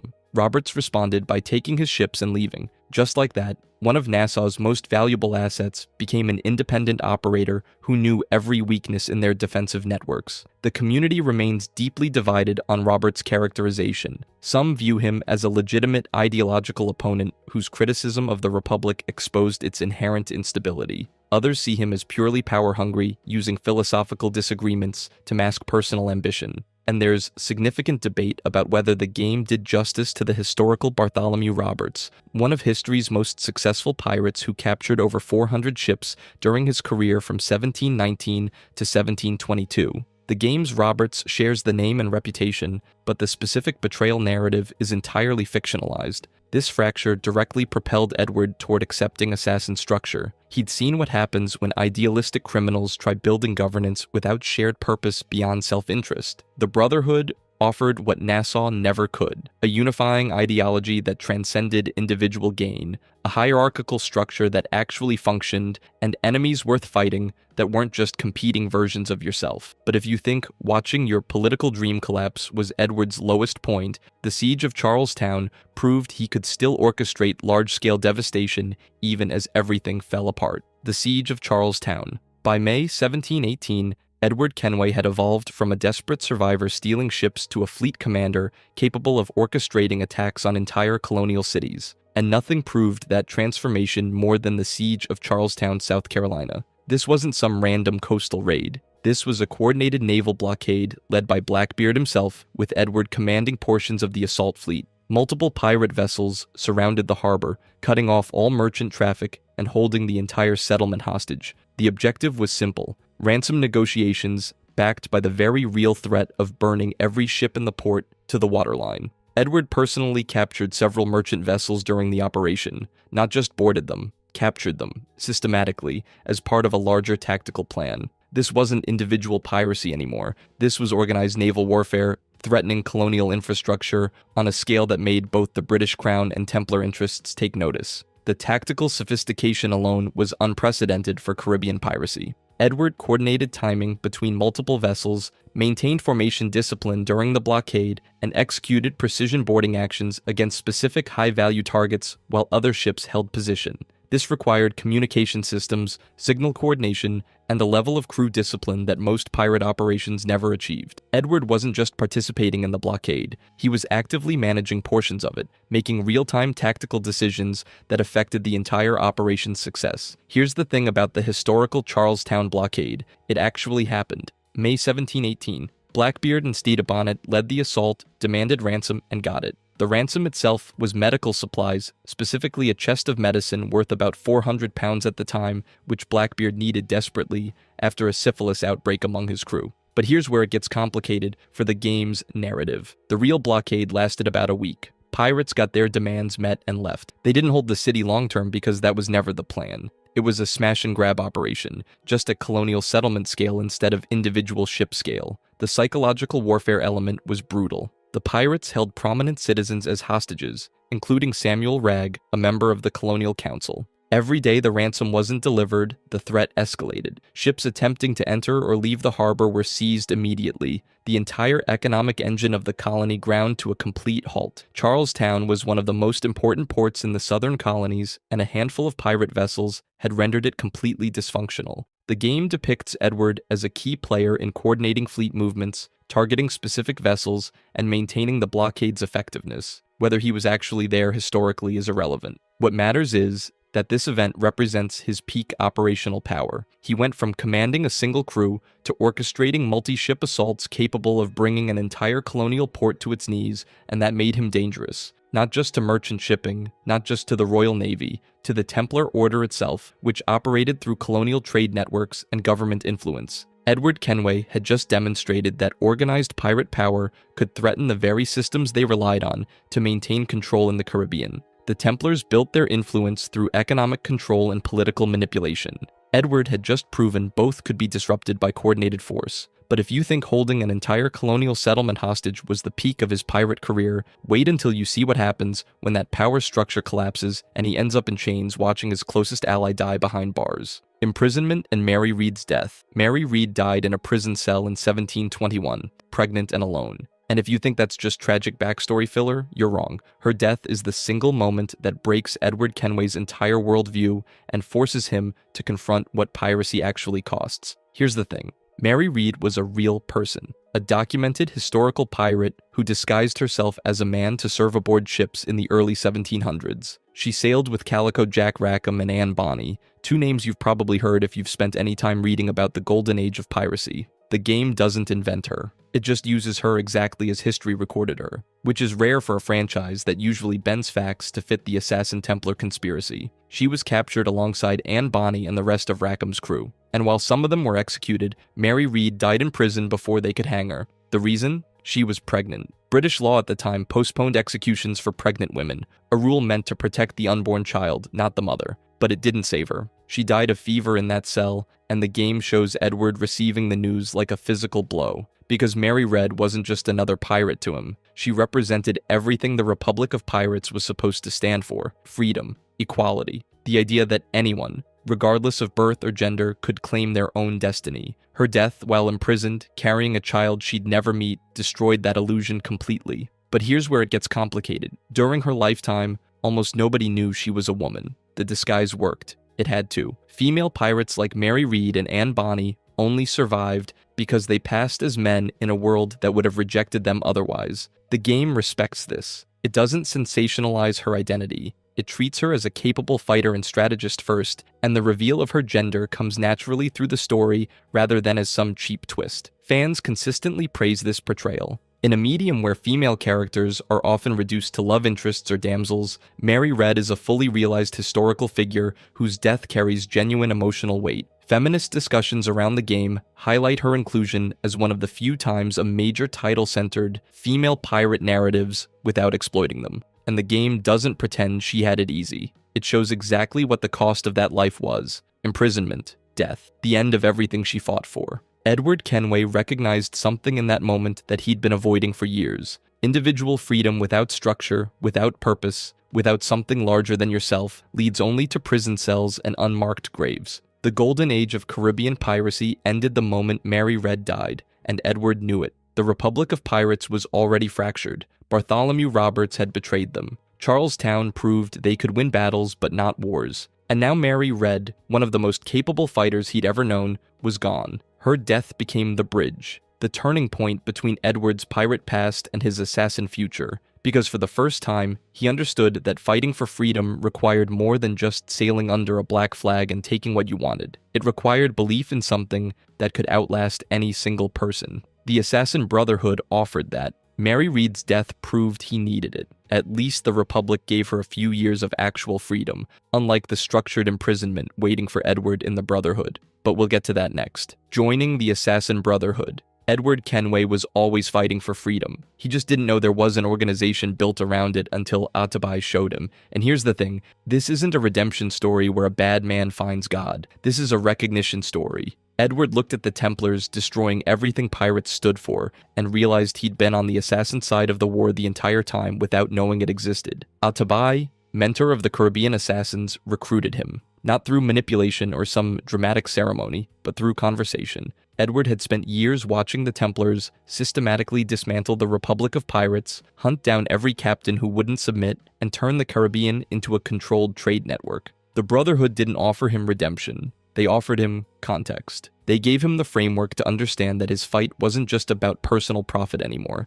It was about something bigger, free will versus order through control. Every naval blockade, every captured pirate haven, every executed captain suddenly made sense as part of a larger ideological war. The ancient assassin-Templar conflict made perfect sense to someone like Edward. Pirates wanted freedom to operate outside imperial control. Assassins wanted humanity free from authoritarian manipulation. Templars wanted order imposed through systematic domination. Edward had been fighting Templars for years. He just called them governors, naval officers, and merchant monopolies instead of their actual name. Woodes Rogers wasn't just a colonial administrator, he was a Templar operative. Laureano Torres wasn't just a Spanish official, he was a Grand Master orchestrating control across the entire region. The names changed, but the agenda stayed identical. But here's where the fan debate gets heated. Some players argue Edward never truly believed in assassin ideology, that he remained fundamentally a mercenary who found a new employer with better talking points. Others see his acceptance of the creed as the logical endpoint of his entire character arc, the moment where his chaotic individualism gained structure and purpose. The game leaves it deliberately ambiguous. Edward takes the leap of faith, Edward wears the robes. But does he ever stop being a pirate in his soul? The script never fully answers that, and honestly, that ambiguity is the point. Al-Tabai represents assassin flexibility. He doesn't demand Edward abandon who he is. He doesn't require total ideological submission. He recognizes that Edward's pirate skills, his naval expertise, his ability to infiltrate and deceive, his network of contacts across the Caribbean, all of that makes him a perfect assassin operative. The Brotherhood doesn't transform Edward, it directs him. It channels decades of combat experience, tactical thinking, and anti-authoritarian instinct into something with higher purpose than filling a cargo hold with sugar and rum. Some players complain the pacing here feels rushed, that Edward's ideological shift happens too quickly after years of pure self-interest, but others argue the shift was building the entire game. Every time a Templar destroyed something Edward valued, every time the Empire crushed another piece of pirate freedom, every time Edward saw his friends imprisoned, executed, or forced into submission, the transformation wasn't sudden, it was inevitable. Mary Reed's death was the final push, but the foundation had been cracking for years. Blackbeard's execution, Vane's madness and capture, Hornigold's betrayal and recruitment by the Templars. Each loss reinforced that individual freedom couldn't survive without organized resistance. Edward Kenway joined the Assassin Brotherhood because the Templars were actively destroying the freedom piracy represented, and he finally understood that fighting them required more than ships and cannons. It required ideology, organization, and a war that transcended individual profit. At least the Brotherhood gave him purpose beyond treasure. Because retirement at Queen Anne's Square was coming whether he wanted it or not. Retirement at Queen Anne's Square. Edward Kenway retired to Queen Anne's Square in London. And before you assume that's some fictional location the writers invented, you'd be right. Queen Anne's Square doesn't appear in historical records as a real Soho address, which makes it one of those curious creative decisions where the developers built a fictional location to house a very real emotional arc. The man who couldn't stay in one place for 5 minutes without finding a ship to commandeer was now attempting life as a merchant trader, operating out of a townhouse in a respectable London district. He lived there with his daughter Jenny, his child with Caroline Scott, the woman he'd abandoned decades earlier to chase fortune in the Caribbean. This is Edward Kenway coming full circle. From abandoning family to building one, from chasing endless fortune to accepting mortality and legacy over continued glory. The game frames this as his final transformation, the pirate turned family man, the killer turned merchant. Clean ending, satisfying arc. Except the narrative deliberately refuses to confirm whether he actually stopped working for the assassins or if domesticity was just excellent cover for continued operations. The game gives you a man who spent 30 years perfecting deception, manipulation, and infiltration, then asks you to believe he's content, selling textiles, and raising a daughter in polite society. Maybe he was. Maybe that's the point. that even someone as restless and violent as Kenway eventually craves stability. Or maybe retirement was the perfect disguise for someone whose entire skill set revolved around not being noticed. Fans have debated this for years. Did Edward Kenway truly settle, or was Queen Anne's Square, his base of operations for London assassin work, hidden behind merchant respectability? There's evidence for both interpretations. The game establishes an active Brotherhood presence in London that Kenway could have participated in during this period, but it also explicitly shows him attempting to distance himself from violence, focusing on Jenny and commercial enterprise. The ambiguity is intentional. It's the same tension that defined his entire arc. The man who wanted freedom but kept finding himself bound to causes larger than himself. Then there's Jenny. Speculation runs wild about whether she inherited her father's combat abilities or assassin training. The game doesn't confirm this either way, leaving it open for interpretation and, conveniently, potential sequels or spin-offs. What we know for certain is that Edward Kenway raised her in that townhouse at Queen Anne's Square, a fictional address created to serve as the endpoint for his story. The developers chose London Merchant Society as his final destination rather than pure fantasy locations. It says something deliberate. This is where Edward Kenway's story ends. Not on a ship, not in battle, in a residential square, surrounded by merchant neighbors and the responsibilities of fatherhood. The tension between London's historical period and the Caribbean pirate fantasy that dominated the game creates an uncomfortable tonal shift for some players. You spend 40 hours commanding naval fleets, raiding settlements, and living as a legendary pirate captain. Then the epilogue drops you into merchant domesticity with the weight of former glory hanging over everything. It's jarring. But that's the thesis. Edward Kenway's life was always going to end one of two ways: violently, like Blackbeard and Roberts, or domestically, accepting that even the greatest adventures have expiration dates. He chose the latter. Whether that choice was genuine contentment or strategic repositioning for continued shadow work is something the game leaves for you to decide. What's not ambiguous is what Queen Anne's Square represents. It's the end point, the place where a man who spent decades running from responsibility finally stopped running.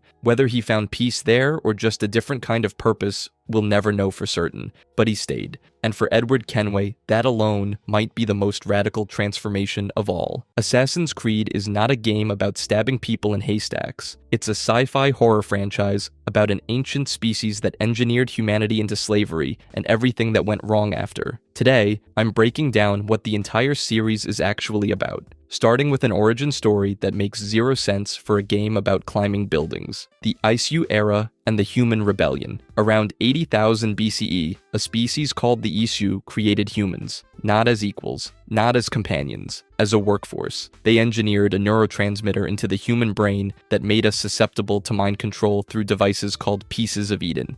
You pick up the glowing orb, you do what you're told. But here's where it gets interesting. Some Isu started having children with humans, and these hybrids, including two you might recognize as Adam and Eve, were born without that control neurotransmitter. The Pieces of Eden didn't work on them. They could think for themselves, which is, a problem when your entire civilization runs on slave labor. Around 75,010 BCE, these hybrids led a decade-long rebellion against their creators, and the three Isu scientists watching this unfold, Minerva, Jupiter, and Juno, each developed completely different ideas about what to do with humanity. Those competing philosophies drive literally every plot beat in the franchise for the next 77,000 years. Here's the thing that recontextualizes every speech about freedom in this series. Human free will is not a feature, it's a bug, a genetic accident born from forbidden hybridization. The entire assassin philosophy is built on a biological glitch, but at least the Isu had a plan. Unlike the Templars who show up next, swinging swords in the Holy Land with zero understanding of what they're actually fighting over. The Third Crusade and the Apple of Eden. July 1191. An assassin named Altair ibn Lahad walks into Solomon's temple with one job: recover a glowing orb from Templar Grandmaster Robert de Sablé. He fails, spectacularly. His arrogance gets his team killed, the Templars keep the artifact, and he's demoted back to novice rank. Not exactly the origin story you'd expect for the guy who reshapes the entire Brotherhood, but here's where it gets interesting. Al-Mualim, Altair's mentor sends him on a redemption tour. 9 Templar leaders across the Holy Land. Altair dismantles the network piece by piece and eventually recovers the Apple of Eden. Mission accomplished, right? Turns out no.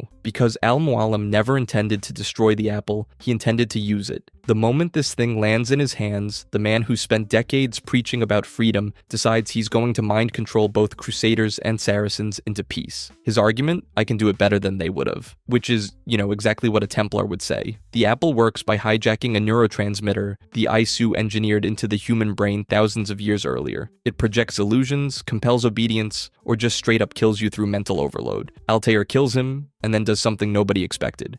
He doesn't destroy the apple, and he doesn't use it. He reforms the Brotherhood from the ground up. Here's the layered irony nobody talks about. This entire story is actually just a data extraction happening in September 2012. A bartender named Desmond Miles is strapped into a machine called the Animus at Abstergo Industries, and modern-day Templars are mining his genetic memory to find that apple. Medieval thriller on the surface, corporate espionage underneath. But if you think a single apple of Eden caused problems, wait until you hear what happens when a pope gets his hands on one. The Renaissance and the Vatican vault. Ezio Auditore spends decades climbing from a grieving Florentine teenager to the most dangerous man in Italy, all to kill the people who murdered his family. Standard revenge story. Except his target list keeps pointing upward until he's standing in front of the Pope himself, and not just any Pope. Rodrigo Borgia, Pope Alexander VI, is simultaneously the head of the Catholic Church and the Grand Master of the Templar Order, which is, not ideal for separation of church and secret society. Here's the thing. Borgia doesn't want the papacy for the hat. He wants it because underneath the Sistine Chapel there's a door that requires 2 pieces of Eden to open, the papal staff, which he already has, and Ezio's apple. In 1499, Ezio fights his way into the Vatican, beats the Pope half to death, and opens that door himself. What's behind it changes everything. Inside is a chamber built by the Isu tens of thousands of years before Christianity existed, before Rome existed, before humans had agriculture, and standing in the middle of it is a holographic projection of Minerva, one of the Isu scientists who survived the first apocalypse. She starts talking. Ezio listens, expecting answers. She's not talking to him. She looks through Ezio, says the name Desmond, and delivers a warning about a solar catastrophe coming in 2012. Ezio just stands there asking, "Who is Desmond?" while the projection ignores him completely. This is the moment Assassin's Creed stops being a historical conspiracy thriller and becomes something else entirely. Every memory Desmond relived wasn't just backstory, it was a letter addressed to him, written across centuries by a dead civilization. But if a vault under the Vatican feels like the weirdest thing the Isu built, wait until you hear about what they hid in the Caribbean. The golden age of piracy and the observatory, Edward Kenway is a Welsh privateer who, between 1715 and 1722, stumbles into the entire Assassin-Templar conflict by accident. His plan? Impersonate a dead assassin, collect the bounty, and sail off into the sunset. Which is, not exactly a noble origin story. But here's where it gets interesting. The thing everyone's fighting over in the Caribbean isn't an apple or a staff. It's the observatory, an Isu structure that can surveil any human being on Earth in real time. The catch? It needs a sample of that person's blood as a genetic key. 1 drop, and you can watch them eat breakfast, plan a coup, or do literally anything else from thousands of miles away. A blood-keyed global surveillance network built by an extinct precursor species. If that doesn't sound like the world's most terrifying ancestry website, I don't know what does. The guy who actually knows how the observatory works is Bartholomew Roberts, and he's not just some pirate, he's a sage, a human being who carries the DNA and fragmented memories of an Isu named Aita. Think of it as forced reincarnation. Aida's genetic code keeps popping up throughout history in random people, all part of Juno's centuries-long scheme to escape her digital prison and return to the physical world. Roberts doesn't serve the Assassins or the Templars. He serves himself, and maybe Juno, which breaks the neat 2-faction system entirely. Oh, and Edward, he's Connor's grandfather, Hatham's father. This pirate who started the game chasing gold ends up founding the bloodline that fights in the American Revolution. Meanwhile, in the modern day, you're playing as an Abstergo Entertainment employee, packaging Edward's memories into a consumer product. The Templars aren't just hunting artifacts anymore. They're selling genetic memory as content. But if the Templars commodifying the past sounds dystopian, wait until you see what they do with an actual revolution, the American and French revolutions. Most people assume the American Revolution section of this franchise is just assassins help the good guys win freedom. It's not, it's way darker than that. The emotional centerpiece is Connor, real name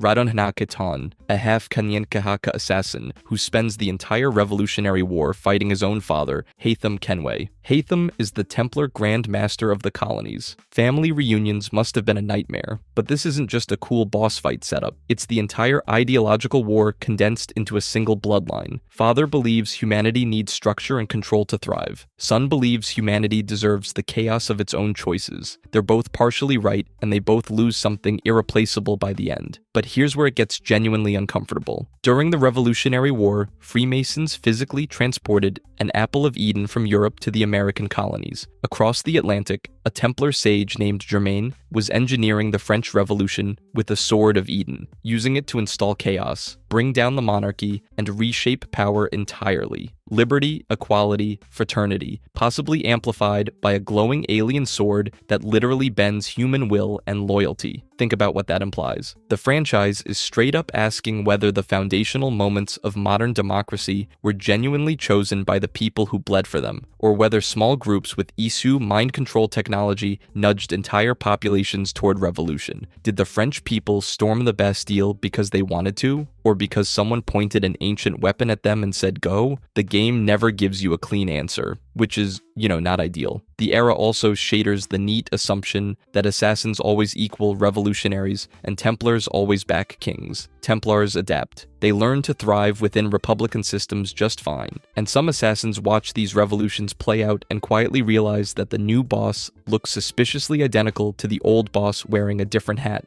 But at least revolutions only reshape governments. The next era involves an artifact that reshapes the human body itself, the Industrial Revolution and the Shroud. Up until now, the Assassin-Templar War has mostly been about who controls what people think. Apels manipulate minds, observatories spy on everyone, vaults deliver cosmic prophecies. But in Victorian London, the Templars get interested in something far more unsettling. They stop asking how do we control what people believe, and start asking what if our leader literally cannot die? The Shrouds of Eden are pieces of Eden shaped like cloths. That's it. They look like something you'd find crumpled at the bottom of a hospital laundry bin, but they're actually nanotechnological matter regenerators designed by the Isu, capable of healing mortal wounds, curing disease, and potentially reversing aging entirely. Wrap a dying man in one and his cells just start rebuilding themselves, like nothing happened, which is, not ideal when a Templar gets hold of one. And that's exactly what happens. By the 1860s, the Templars have fully pivoted from a knightly order into something much closer to a corporate machine. Railways, factories, banks, they don't need swords anymore when they own the systems that keep an entire population fed, employed, and obedient. London's Templar Grand Master doesn't sit on a throne. He sits on a board of directors. This is the direct ancestor of Abstergo Industries, and the shift happens right here in the smoking industry of the Victorian era. Their endgame? A shroud hidden beneath a major British landmark. Use it to create an immortal, unkillable leader. Someone who survives every assassination attempt, every revolution, every inconvenient election. Permanent rule through permanent life. Here's where it connects forward. The Shroud of Turin, that famous burial cloth supposedly wrapped around resurrected holy figure, in-universe, it might just be a misidentified piece of Eden. And later, Juno's followers seek out shrouds for an even wilder reason, giving their trapped digital goddess an actual physical body. Victorian power grab meets post-human resurrection scheme. But all of this, the artifacts, the temples, the cosmic warnings, they've been building toward one specific person in one specific year. And his story is genuinely tragic. The Desmond Miles modern tragedy. Desmond Miles is a guy who was born into an assassin compound, trained from childhood to fight a war he never asked for, and his response to all of that was to run away and become a bartender in New York, which, honestly, fair enough. But here's the thing about running from a millennia-old secret war when your DNA is basically a treasure map. They find you.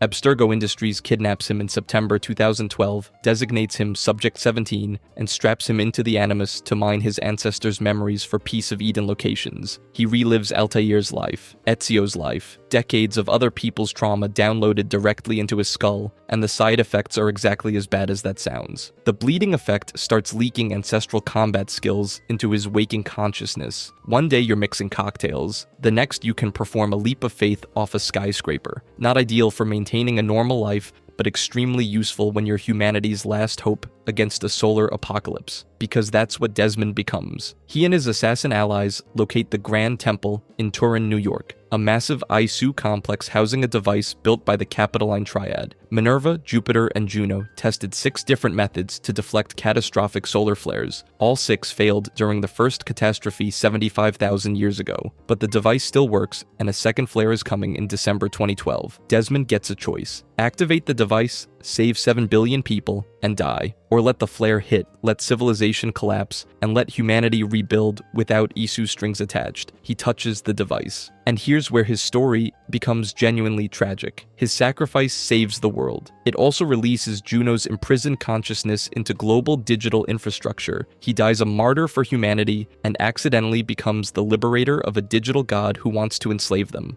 A bartender from New York dying in a cave, saving everyone, and doming them in the same breath. But at least Desmond got closure. The person who picks up his torch doesn't even get that much. The Layla Hassan paradigm shift. Layla Hassan is what happens when a franchise decides political conspiracy isn't enough anymore. She starts as an Abstergo researcher with zero factional loyalty, just a brilliant engineer who wants to push the animus further than corporate bureaucracy will allow. When her discoveries threaten to expose things Abstergo would rather keep buried, she tells them to get lost and joins the assassins on her own terms. But here's where her story goes from corporate whistleblower to actual science fiction protagonist. During her exploration of Cassandra's memories, Layla encounters Cassandra herself, in the flesh, still alive, over 2,000 years old, kept breathing by the staff of Hermes Trismegistus, an Isu artifact that just casually grants extended life like that's a normal thing a stick can do. Cassandra passes the staff to Layla, and suddenly, our former cubicle dweller is holding a weapon that predates human civilization. Then things get properly weird. Beneath Norway, Layla finds the Yggdrasil Chamber, a massive Isu installation running simulations complex enough to model multiple timelines. Trapped inside is Basim, who is actually the Isu god Loki wearing a human suit,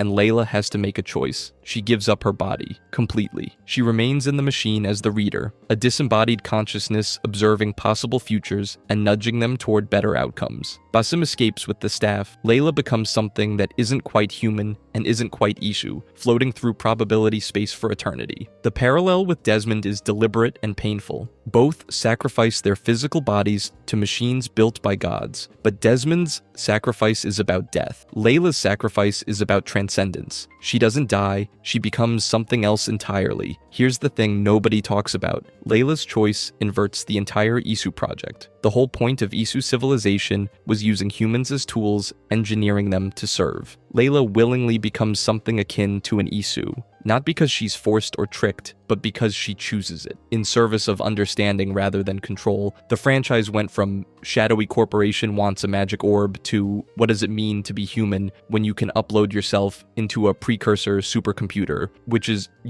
a bit of a tonal shift, but if you think uploading your consciousness into an alien computer is the wildest the lore gets, wait until you hear about the event that started all of this, the one that nearly wiped out 2 entire species and set everything else in motion. The Great Cataclysm and the Solar Flare Endgame. Here's the thing nobody tells you about Assassin's Creed. Every hidden blade, every leap of faith, every conspiracy stretching back thousands of years exists because the sun is going to try to kill everyone again and nobody can agree on how to prepare for it. Around 75,000 BCE, a coronal mass ejection hit Earth while the ISU and humans were too busy killing each other to notice it coming. The war distracted both species from the one threat that didn't care about ideology. The Grand Temple coordinated 6 experimental planetary defense methods across Isu sites worldwide. All 6 failed. One might have worked given more time, but time was the one resource nobody had left, so both civilizations nearly went extinct, and the records were preserved as a tragic archive for whoever came next, which is,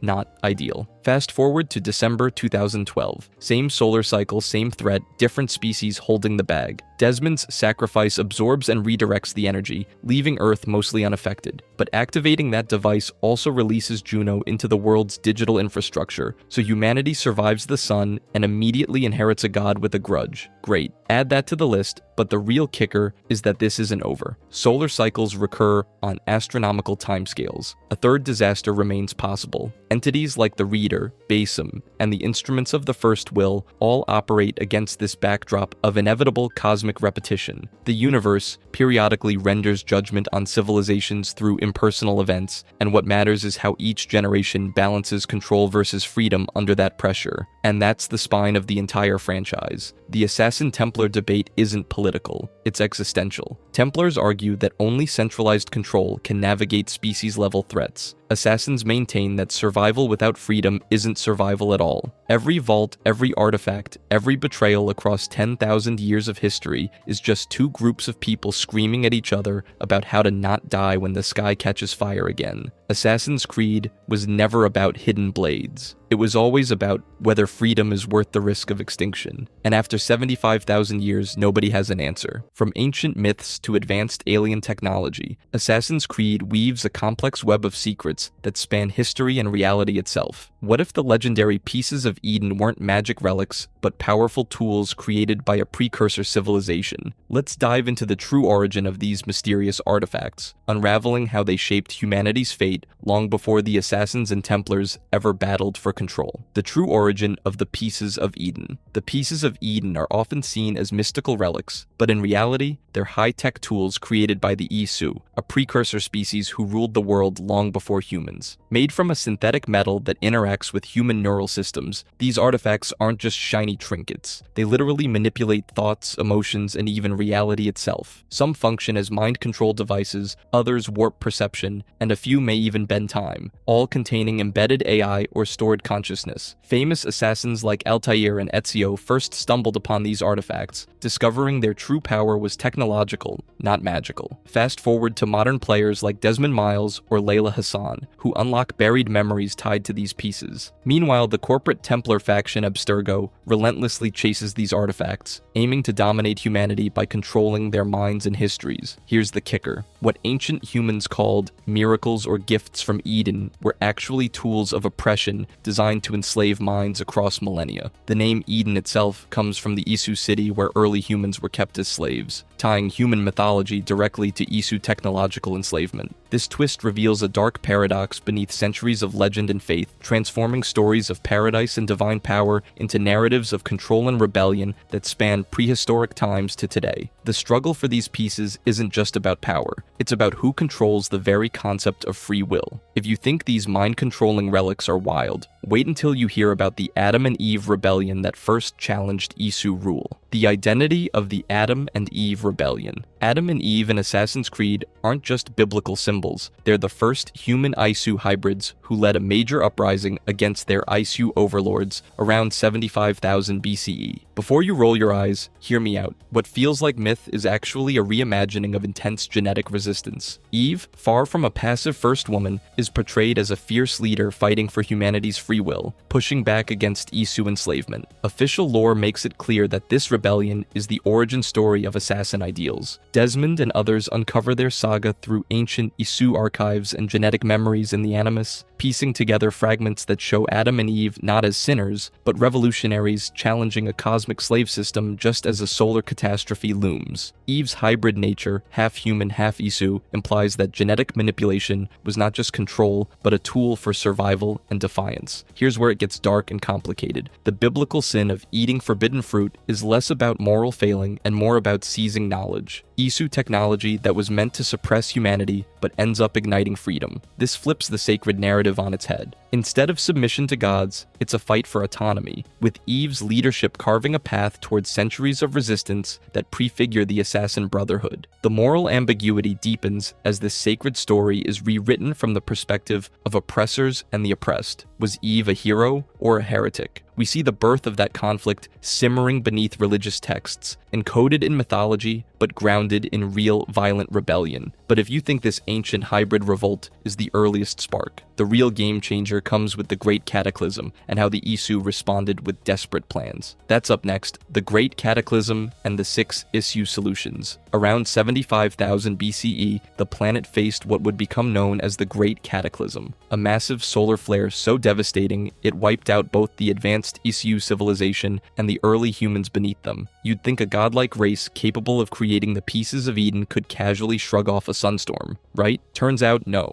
Before you roll your eyes, hear me out. The Isu weren't sitting ducks. They devised 6 incredibly advanced solutions to prevent or mitigate this disaster. These included a series of colossal towers and experimental technologies designed to absorb and neutralize the flare's energy, along with more arcane and theoretical approaches. Leading this desperate defense was the Capitoline Triad, Minerva, Jupiter, and Juno, who coordinated planetary-scale efforts, building vaults and sending messages across millennia in hopes of saving Earth. But here's where it gets weird. Jupiter's vault messages, discovered by modern assassins like Desmond, reveal the bitter truth. Every method failed. The towers couldn't handle the storm, the experiments didn't pan out, and the cataclysm wiped out nearly all Isu and humans alike. Worse, Jupiter's warnings include a chilling note of a second solar flare on its way. This isn't history, it's a ticking time bomb for Desmond and the modern Brotherhood, who race to activate Isu Vault technologies buried around the world to stop another apocalypse. Complicating things, the Isu were divided during this crisis. Some focused on fighting the human rebellion, while others tried to save both species. This factionalism diluted their efforts and arguably doomed their survival chances. It's a cosmic tragedy on a scale hard to grasp, and a cautionary one too. Even a god race can fall when blinded by war and internal strife. So, while the Great Cataclysm ended their empire, it set the stage for everything that followed: scattered vaults, fragmented artifacts, and the ongoing fight to prevent history from repeating. If you think counting failed godlike disasters is grim, just wait until we dive into one of the most coveted pieces of Eden with a modern location nobody can pin down: the Koh-i-Noor Diamond. The Koh-i-Noor Diamond's missing location. Here's a mystery that straddles the line between documented assassin history and modern-day silence. The Koh-i-Noor Diamond is confirmed in AC lore as a piece of Eden. Not just a precious jewel, but one of the most dangerous artifacts in the franchise's entire catalog. It reportedly has the ability to bind and amplify the power of other pieces of Eden,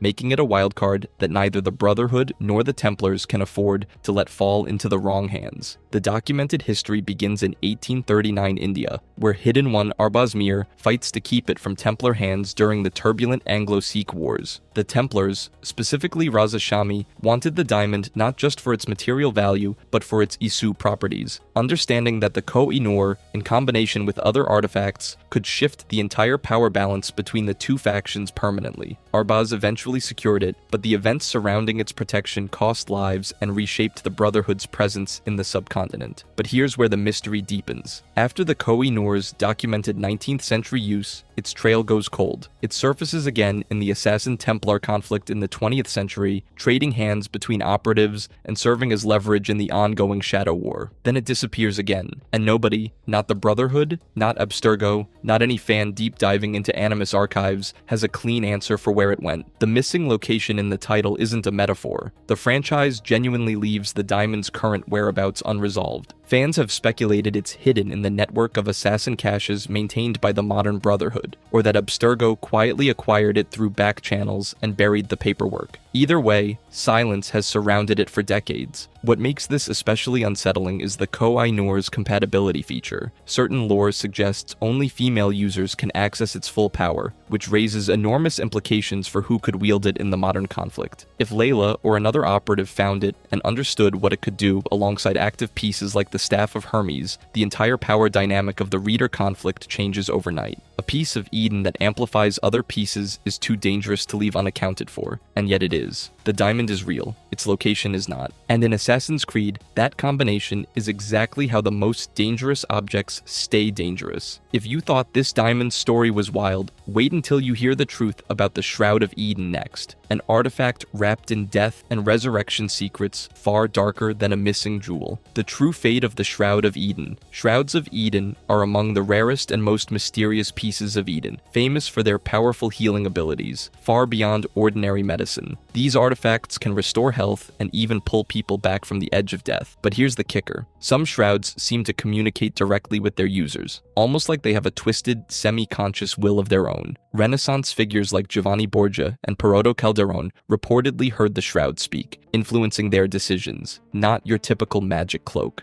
On the surface, a shroud looks like a miracle device, defying death itself, and in Assassin's Creed, that raises huge ethical questions. If these shrouds grant near immortality or stop sacrifice, what happens to the balance of power? Mortality and sacrifice are core themes in the Assassin-Templar conflict's moral fabric. Using a shroud could let rulers cling to power forever, wrecking the natural cycle that prevents tyranny and stagnation. Jump to modern times, and both Templars and Assassins are racing to find Shrouds of Eden, their goal, bringing back key figures or healing critical operatives to keep the fight alive. But if these artifacts exist, their locations are a tightly kept secret. We don't know where the Renaissance Shroud vanished, or if Abstergo even cracked its mysteries. Here's where it gets darker. The Shroud's communication suggests it's more than a tool. It's an influence, maybe even controlling its bearer behind the scenes. So the power it grants might come at a price. Subtle domination replacing healing. And what about Desmond? His death seemed final, a true sacrifice. But with Shrouds in the picture, could resurrection be possible? Fans imagine fallen heroes returning, blurring the line between life, death, and artificial power. The Shroud of Eden remains an elusive mystery, capturing Assassin's Creed's biggest theme, the clash between human limits and the temptation to rewrite them with ancient tech. If you think that's wild, wait until you hear about the Sage and Ida's strange saga. The mystery of the Sage and Ida's reincarnation. Sages are some of the most fascinating and unsettling figures in Assassin's Creed lore. They aren't just rare humans, they carry something much older inside them. The embedded memories of Ada, and Isu, who died before the Great Cataclysm. These people are living archives, genetically programmed to inherit Ada's consciousness across history. Before you roll your eyes, hear me out. These aren't reincarnations in the spiritual sense, they're engineered. Juno, Ada's wife, and a master manipulator set up this entire reincarnation network to keep Ada's mind alive long past his death. So the Sage's identity becomes a confusing blur. They struggle to merge their own self with a consciousness tens of thousands of years old. Imagine a voice in your head shaping every thought, and it's not even yours. Historical cases show how extreme this can get. The Templar Grandmaster Jacques de Molay was a sage, as was craftsman Thomas Cavanagh. Sages pop up everywhere, from high-ranking Templar leaders to random people infected with that ancient memory virus. When Ada's memories wake up, these hosts get visions and knowledge beyond human, often losing their grip on reality. It's a psychological roller coaster many don't survive intact. Here's where it gets weird. Juno's plan wasn't just about Ida's memory, it was about creating hybrid agents who could influence the Assassins Templars conflict for millennia. Modern factions want control or knowledge of sages because they wield a power neither humans nor artifacts alone can match. Abstergo calls sages hyper-hominids, upgraded humans with Isu cognition. This raises dark questions about consent. The hosts never choose this fate. They're caught between biology and ancient programming. Are they human or puppets for a dead god's will? If you think that's strange, wait until we dive into Loki's story, and Isu whose reincarnation takes things even further. The fate of the Isu known as Loki. Loki is either the ultimate puppeteer or the most complicated ghost in Assassin's Creed's long mythos. The truth? He's both, and his story connects Norse legend, ancient sci-fi tech, and modern assassin politics in a way that still sparks debate. Before you dismiss this as just another villain origin, hear me out. Loki didn't simply die or vanish. He embedded his genetic code into humanity through Yggdrasil, an Isu Nexus, a living tree that acts like a biological supercomputer for reincarnation. This means Loki created a backup of himself hidden inside certain humans across history. Basim ibn Ishaq from Assassin's Creed Valhalla is one such incarnation, a direct vessel carrying Loki's memories and ambitions. Basim's story is wild. As a hidden one in 9th century Abbasid lands, he's rooted in real medieval history, but also straddles the line between human and godlike. His life echoes Isu myths about Loki's grudges toward Odin and a long-planned revenge, now played out as a reincarnation saga. Basim's skills and instincts aren't just human, they carry the weight of a cosmic grudge locked in his DNA. Jump to modern times, Basim returns wielding the staff of Hermes Trismegistus. This isn't just a fancy weapon, it holds the consciousness of Alethea, Loki's lover and another Isu entity. Layla Hassan's animus journey takes her to that same Yggdrasil chamber in Norway where she accidentally frees Basim/Loki while joining the reader system. an advanced Isu network controlling timelines. Here's the kicker. This isn't just gods meeting modern heroes. It's a flashpoint between digital Isu beings, Juno, Aletheia, Loki, each battling for control over humanity's future through conflicting visions and power games. Basim's motives remain murky. Ally, threat, something in between? With centuries of pain fueling him, it's impossible to tell. This mix of myth and sci-fi reincarnation isn't just background fluff. It defines Assassin's Creed's latest conflict, a war not just between assassins and Templars, but between ancient Isu consciousnesses reborn in a digital age. The past never truly dies, it recalculates. But if Loki's fate feels complex, just wait till you hear about those cryptic warnings from Jupiter, Juno, and Minerva. The cryptic vault messages of Jupiter, Juno, and Minerva. The messages left by Minerva, Jupiter, and Juno are some of Assassin's Creed's most fascinating and maddening mysteries. These three members of the Isu Capitoline Triad recorded cryptic transmissions stored in hidden vaults, meant to guide humanity after their civilization's collapse. But here's the thing, their voices couldn't be more different. Minerva's message is the clearest and most hopeful. She speaks directly to Desmond, but through Ezio's memories, like a cosmic game of telephone, fully aware Desmond will watch centuries later. She urges him to find the Isu temples and recover their work to stop an upcoming cosmic disaster.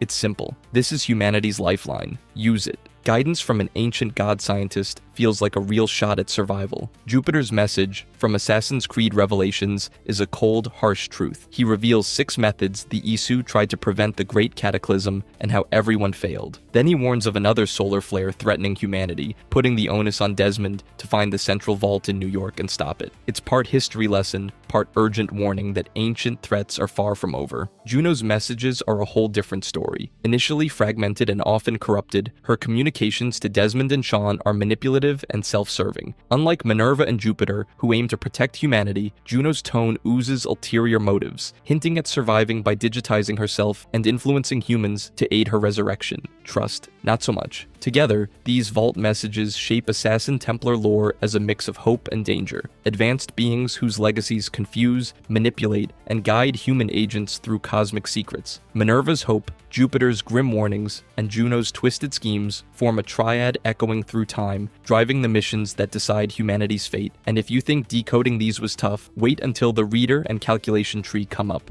The ultimate purpose of the Reader and the Calculation Tree. The Reader is not just some background AI or forgotten piece of Isu tech. It's this abstract, almost godlike consciousness, formed in part by Layla Hassan after she dives deep into the Yggdrasil chamber. Think of it as the ultimate overseer, watching over the calculation tree, a mind-bogglingly vast model that maps out infinite possible timelines, splitting endlessly based on every choice made or event that could happen. This isn't just predicting a single outcome, it's an entire web of potential futures flowing and branching across time. Before you dismiss it as some sci-fi mumbo-jumbo, hear me out. The calculation tree represents the next evolution of the Isu's failed attempts to control history. Long gone are the days of just safeguarding pieces of Eden or influencing individuals. Now the fight is over the very fabric of time itself, deciding which threads survive, which fates are allowed, and which are wiped away. It's like the Isu said, control the timeline, control everything. The tree isn't an isolated system either. It integrates major artifacts like the Koh-i-Noor diamond, which supposedly binds the fate of all other pieces, and consciousnesses born of the Isu, including the sages and incarnations like Loki. Layla becoming the Reader blurs the line between human and Isu, as her sacrifice inserts free will and assassin values into this cosmic arbiter. But that also means the tree is a battleground, a place where forces like Juno or other Isu constructs V to steer history in vastly different directions. Here's where it gets complicated, and frankly, a little wild. The struggle at this level isn't just physical anymore, it's meta. Modern conflicts extend into this unseen layer where timeline branches roll out like a giant game of chess. Which timelines get to unfold? Who decides the winners and losers, not just of battles, but of entire eras, civilizations, and the potential survival of free will itself? The Reader, standing at this nexus, represents both hope and risk, a chance that humanity can guide its own destiny, but also the chilling possibility that all choices might be pruned by some higher algorithm. Layla's sacrifice mirrors Desmond's earlier fate, but pushed to a cosmic scale. Instead of dying to stop a solar flare, she dissolves into the very code of time's architecture. Meanwhile, Basim, carrying Loki's memory and wielding the Staff of Hermes, laden with Aletheia's consciousness, emerges ready to influence this grand design. So what started as a war over artifacts has grown grown into a battle over reality itself, with every decision echoing through the branching calculation tree. The Assassin's Creed franchise has been killing off its villains in increasingly creative ways for nearly 2 decades.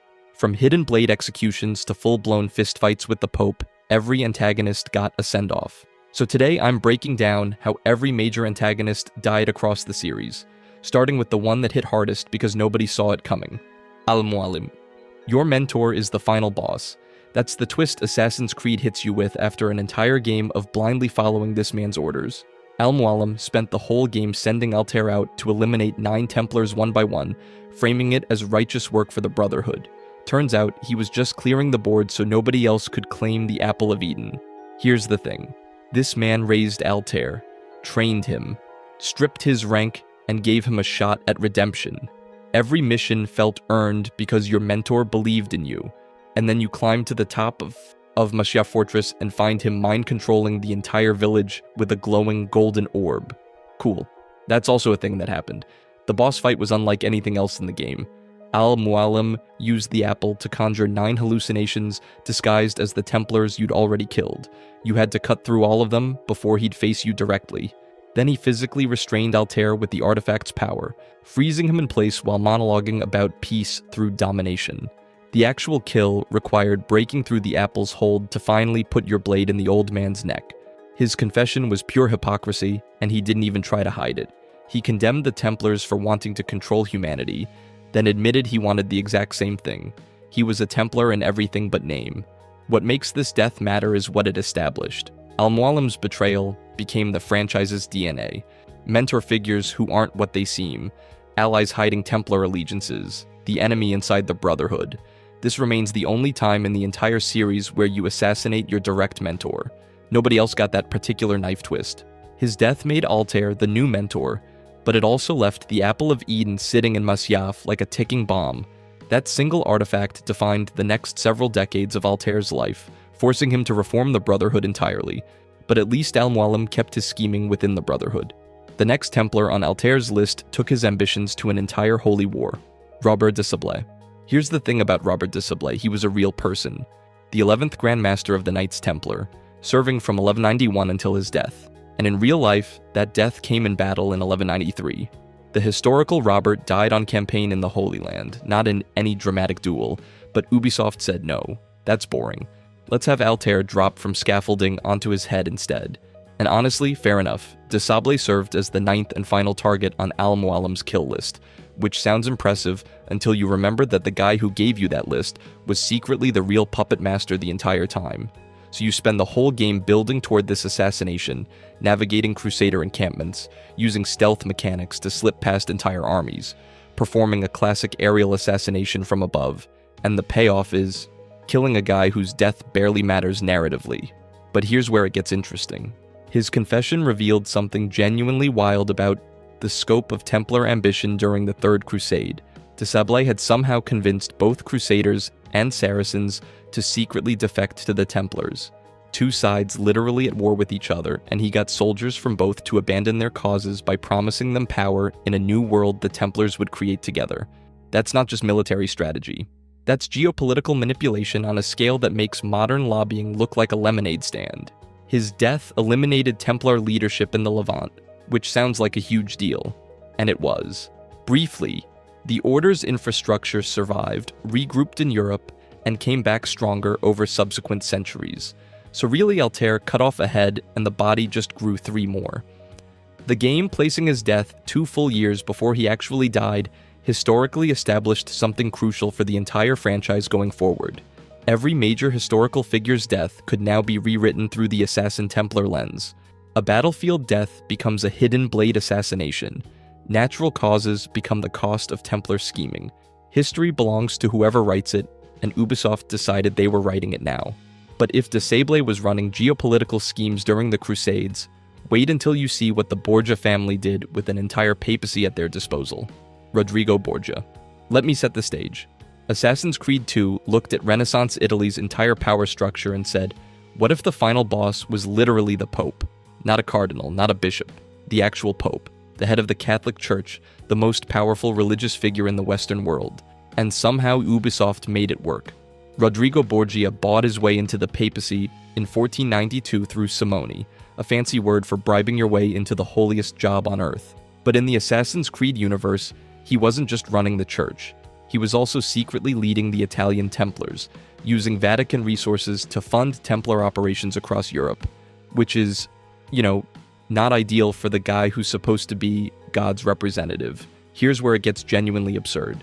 His biggest confrontation doesn't involve stealth. There's no hidden blade from the shadows or careful plotting.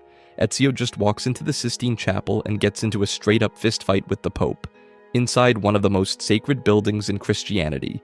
The series went from plan your assassination from rooftops to punch the Pope in his stupid face in one game.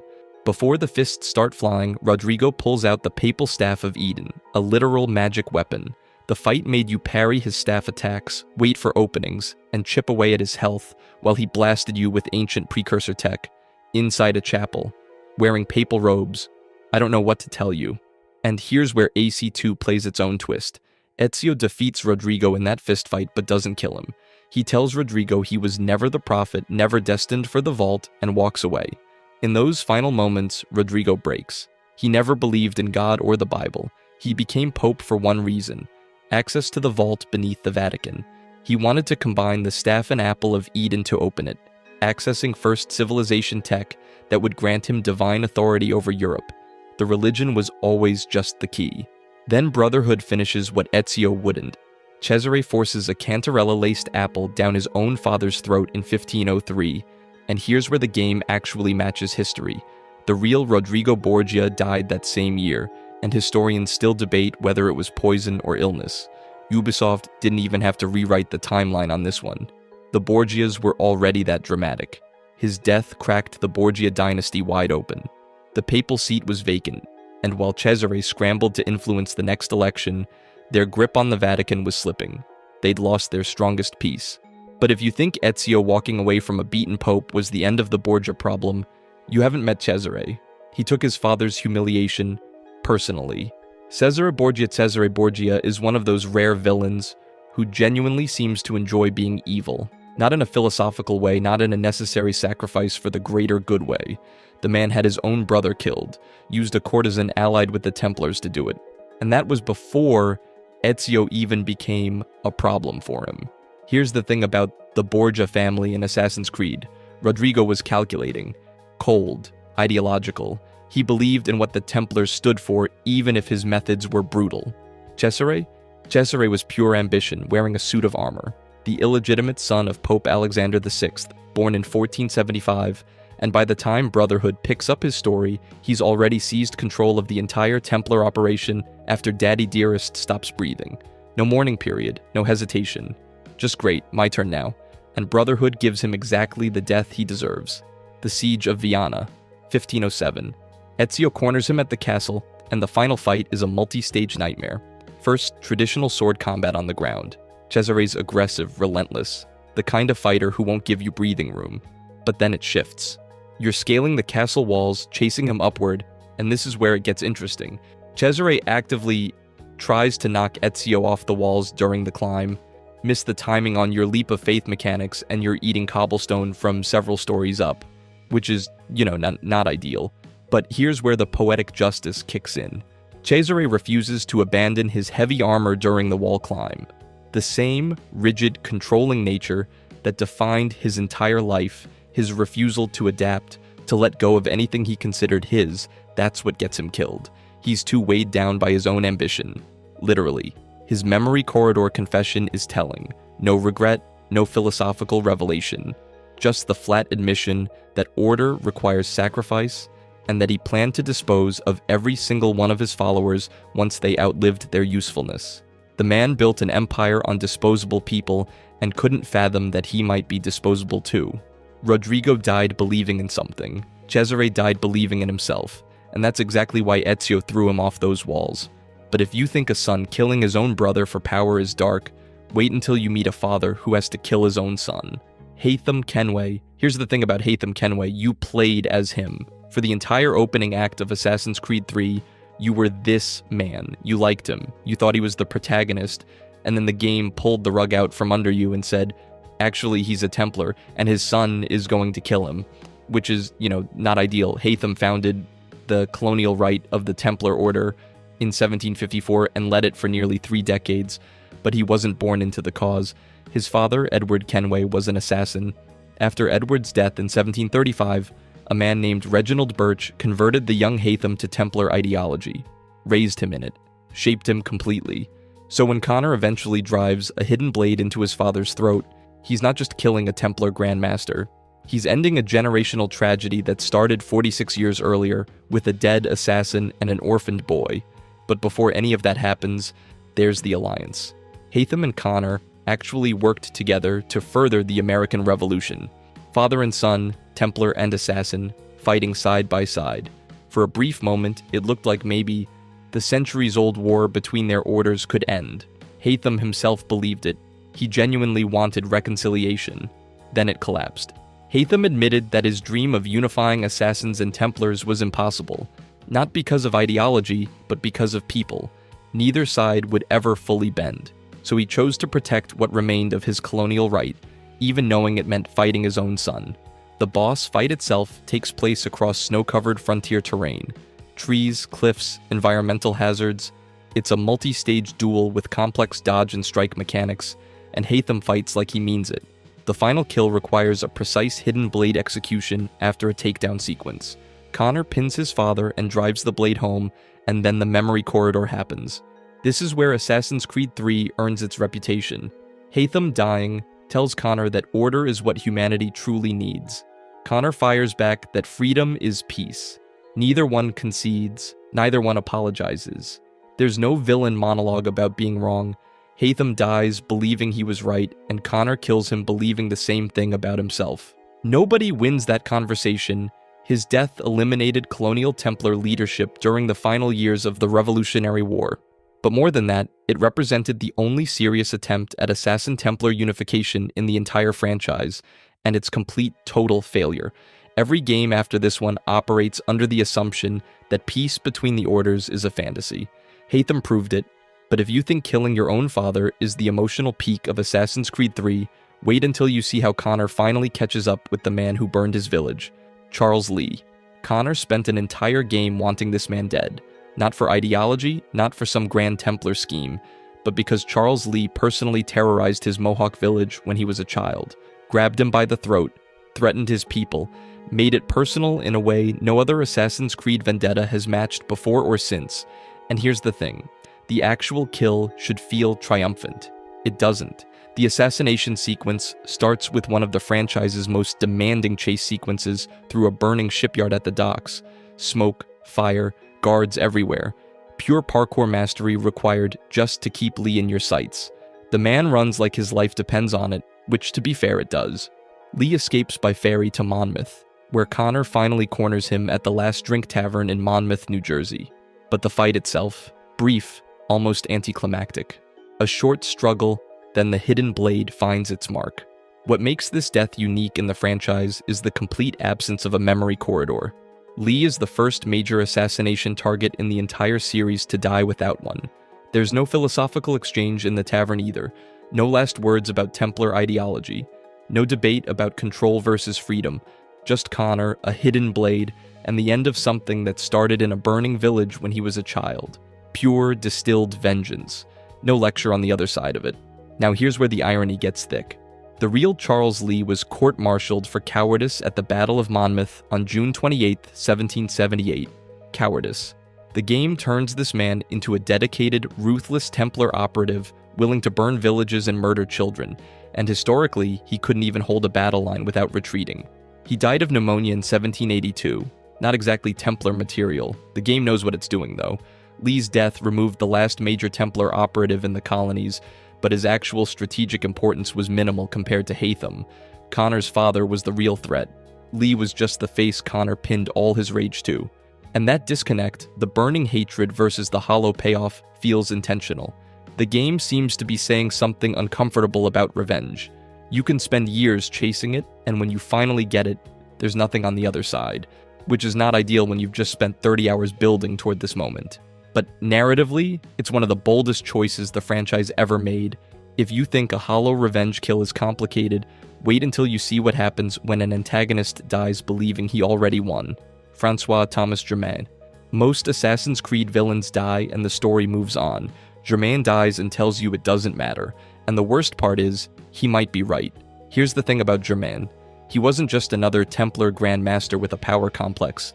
He was a sage, meaning he carried the genetic memories of Aita, a first civilization being whose consciousness had been bouncing between human hosts for thousands of years. So while every other antagonist on this list was operating with human-scale ambitions, Germain was running on cosmic firmware. His plans weren't about controlling France. They were about restructuring civilization itself, and his death sequence reflects that completely alien mindset. The final confrontation takes place inside the temple beneath Paris, and it opens with one of the most devastating gut punches in the franchise. Germain wields a Sword of Eden, and before Arno can even properly engage him, he uses it to kill Elise de la Serre.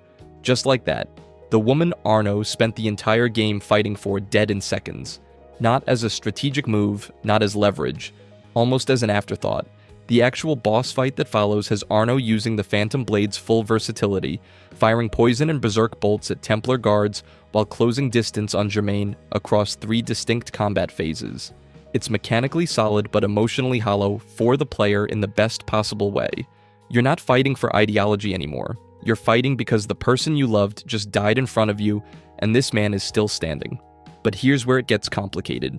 Germain's memory corridor confession isn't delivered as a conversation, it's a vision. And in it, he doesn't beg, doesn't rationalize, doesn't express regret. He calmly explains that his goals of reforming society and the Templar Order have already succeeded. His death is irrelevant. The French Revolution continued exactly as he designed it. The old aristocratic structures collapsed. The Reign of Terror restructured power from the ground up. Everything he wanted happened regardless of whether he lived to see it, and Arno has zero response to this. That's what makes Germain genuinely unsettling. He's not wrong. Historically, the real silversmith died in 1791, but the game extends him to 1794, placing his death squarely during the Terror. The chaos continued without centralized Templar direction. Society was restructured through violence. The old order fell. His philosophical claim that destruction enables true reform went completely unanswered because the evidence was burning in the streets above them. His sage status adds this layer of cosmic horror to what could have been a straightforward political villain. Normal Templars want control. Germain wanted transformation on a timeline that transcended his own lifespan. He was playing a game measured in centuries, not years, because part of him had already lived for millennia.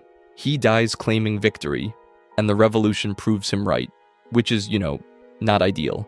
But if Germain operated through ideology and chaos, the next villain on our list preferred something far more direct. Total economic domination of the world's largest empire. Crawford Starrick.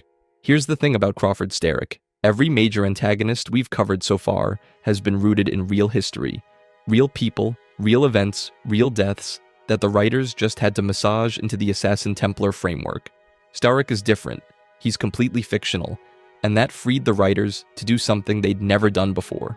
Build a pure embodiment of Industrial Revolution exploitation without worrying about historical accuracy.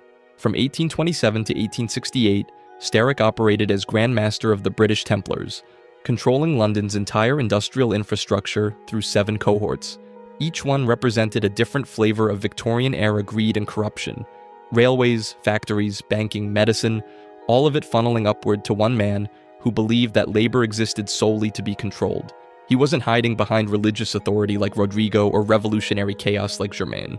His ideology was straightforward. I own everything, therefore I decide everything.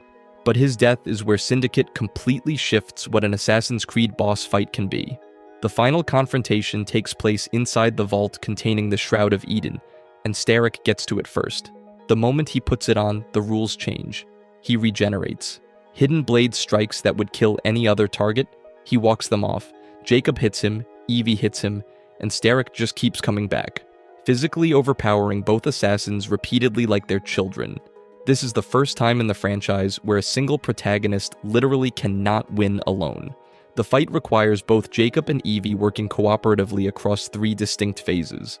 Players had to identify and destroy the Shroud's power sources scattered throughout the vault to strip away his regeneration before any damage would actually stick. You couldn't just parry and counter your way through this one. You had to fundamentally change your combat approach mid-fight, something no previous entry had ever demanded. It was, mechanically speaking, the most complex boss battle in the series up to that point. His memory corridor confession stayed true to his industrial philosophy. No grand mystical proclamations, no appeals to ancient wisdom, just cold Victorian pragmatism. Chaos must be replaced with order. That's it. That's the whole ideology. Control of labor and industry wasn't a means to some higher Templar goal for Starrick. It was the goal. The modern evolution of everything the Order stood for, stripped of all the mystical window dressing. With his death, direct Templar control over London ended. But here's where it gets interesting. Syndicate's post-credits scene hints that their influence didn't disappear so much as adapt. Starrick dies in 1868, the Fabian Society forms in 1884. The methodology of controlling society through institutions rather than individuals. That survived just fine without him. But if you think a supernatural artifact made Starrick hard to kill, wait until you see what happens when a Roman general gets his hands on the Apple of Eden in ancient Egypt, Flavius Metellus. Every antagonist on this list died to protect something, to advance something, or to defend an ideology they believed was bigger than themselves. Flavius Metellus died, and the entire Assassin Brotherhood was born from his corpse. That's not poetic license. That's literally what happens. His death is the genesis point for everything the franchise has ever been about. Known as the Lion, Metellus served as the leader of the Order of the Ancients in Ptolemaic Egypt, and operated as a close ally of Julius Caesar until Bayek put a blade through him in 47 BCE. He was a Roman proconsul over Crete and Cyrenaica, which actually tracks with real administrative structures of the period. The man had legitimate political authority backing his shadow operations. But his role as head of the Order represents something far more significant for the franchise. It reframes the entire Assassin-Templar conflict as something ancient, something that predates Christianity, predates Rome's empire, predates every single organized structure we'd previously associated with Templar ideology. The war didn't start in the Crusades, it started here. Or earlier, we just didn't know it yet. But here's where Metellus becomes uniquely monstrous compared to everyone else we've covered. His memory corridor confession revealed that Khmu's death, Bayek's own son's death, wasn't an accident. It wasn't collateral damage. It wasn't a regrettable consequence of a larger plan gone sideways. He declared that Khmu's death made the Order and Caesar bow to me. He used a child, his ally's child, as a calculated power play. Zero remorse, zero hesitation. Just pure clinical sociopathy dressed in Roman authority. Every other antagonist on this list had some philosophical justification, some warped sense of greater good they could hide behind. Metellus just wanted people to kneel. That's the whole ideology. Submission through fear. The boss fight itself marked the franchise's complete mechanical departure from traditional assassination gameplay. No social stealth, no blending into crowds, no hidden blade in a haystack situation. This was a full RPG-style encounter at the Temple of Mars in the Acropolis of Cyrene, requiring aggressive sword combat, dodge timing, and environmental awareness, oil pits, fire hazards, the whole package. Origins wasn't just telling a different story, it was a fundamentally different game, and Metellus was the final proof of that transformation. And that final moment when Bayek walks away from Metellus's body is when he and Aya formally establish the Hidden Ones, the Brotherhood. The thing that every single previous game in this franchise was built around. Every antagonist we've discussed today died at the hands of an organization that exists because of this one death. Metellus retroactively recontextualizes the entire series. The cycle of tyranny requiring hidden resistance isn't medieval, it isn't circumstantial, it's eternal. It was always there, buried under the sand in Egypt, waiting for one father's grief to dig it up, which, is either deeply inspiring or profoundly depressing depending on your outlook. Assassin's Creed has spent nearly 2 decades giving us some of the most theatrical, philosophical, and downright tragic villain deaths in all of gaming. We're not just talking about a hidden blade in the throat and a fade to black, we're talking about the memory corridor, that hazy, ethereal limbo where the Templars' final words punch harder than the blade that took them down.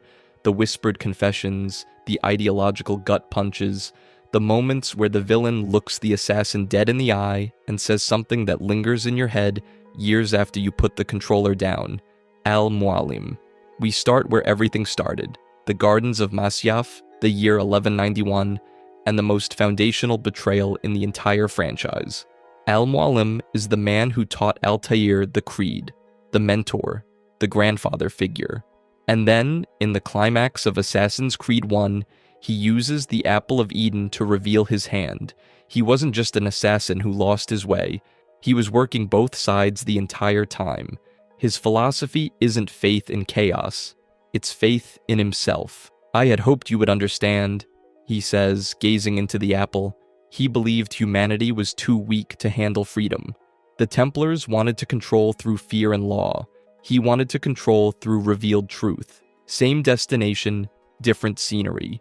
Al-Mualim weaponizes the apple, conjuring illusions of every target Altair has already killed: Robert de Sablé, Tamir, Garnier de Naplouse, the whole roster, forcing Altair to fight ghosts. When the illusions finally fade and Al-Mualim drops his guard, Altair strikes with the hidden blade his mentor literally taught him to use. Brutal poetry. This death rewrites the Brotherhood's entire understanding of itself. Templar corruption isn't just an external threat. It can root itself at the top of your own organization. Altair becomes mentor, refuses to destroy the apple, and dedicates the rest of his unnaturally long life to studying the pieces of Eden. The codex he leaves behind seeds every assassin generation that follows for the next 3 centuries.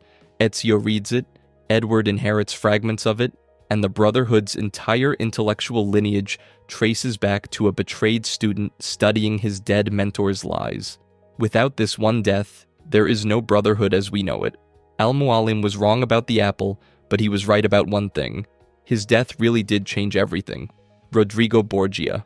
2 years later in our world, 15 years later in Ezio's, we get the franchise's most famous anticlimax. The Vatican Vault, 1499, Rodrigo Borgia, the Spaniard, now Pope Alexander VI, has the papal staff. Ezio has the apple. The two converge under the Sistine Chapel, and Rodrigo unleashes his philosophy in full. The pieces of Eden are gifts from the gods, and only he is worthy to receive them. Religion to him is just the tool. Power is the prayer. He sneers at Ezio's family, his creed, his entire crusade. Here's the twist. Ezio doesn't kill him, not in the moment we expect. After beating Rodrigo to a pulp in the vault, Ezio drops his blade. Killing you won't bring my family back. I'm done. He walks away. It's one of the most surprising endings in the franchise. Rodrigo's actual death comes years later, in Brotherhood's opening cinematic, poisoned by his own son Cesare, with an apple intended for Cesare's enemies, patricide by inheritance. Even his death scene gets stolen from him. Rodrigo's survival in Assassin's Creed 2 is what makes Brotherhood possible. Cesare's reign of terror over Rome only happens because Dad is still in the picture to be overthrown. His death by his son's hand sets up Cesare as a villain who will betray anyone, including blood, including the man who handed him every advantage he ever had, and it permanently warps the perception of the Borgia name across European history. 500 years later, the family is still synonymous with corruption, nepotism, and palace poisonings. The Templar Order in Italy never recovers its papal foothold the same way again, which is the real reason the order pivots toward banking and statecraft for the next 3 centuries. Rodrigo broke the church power model. Cesare buried it, Cesare Borgia.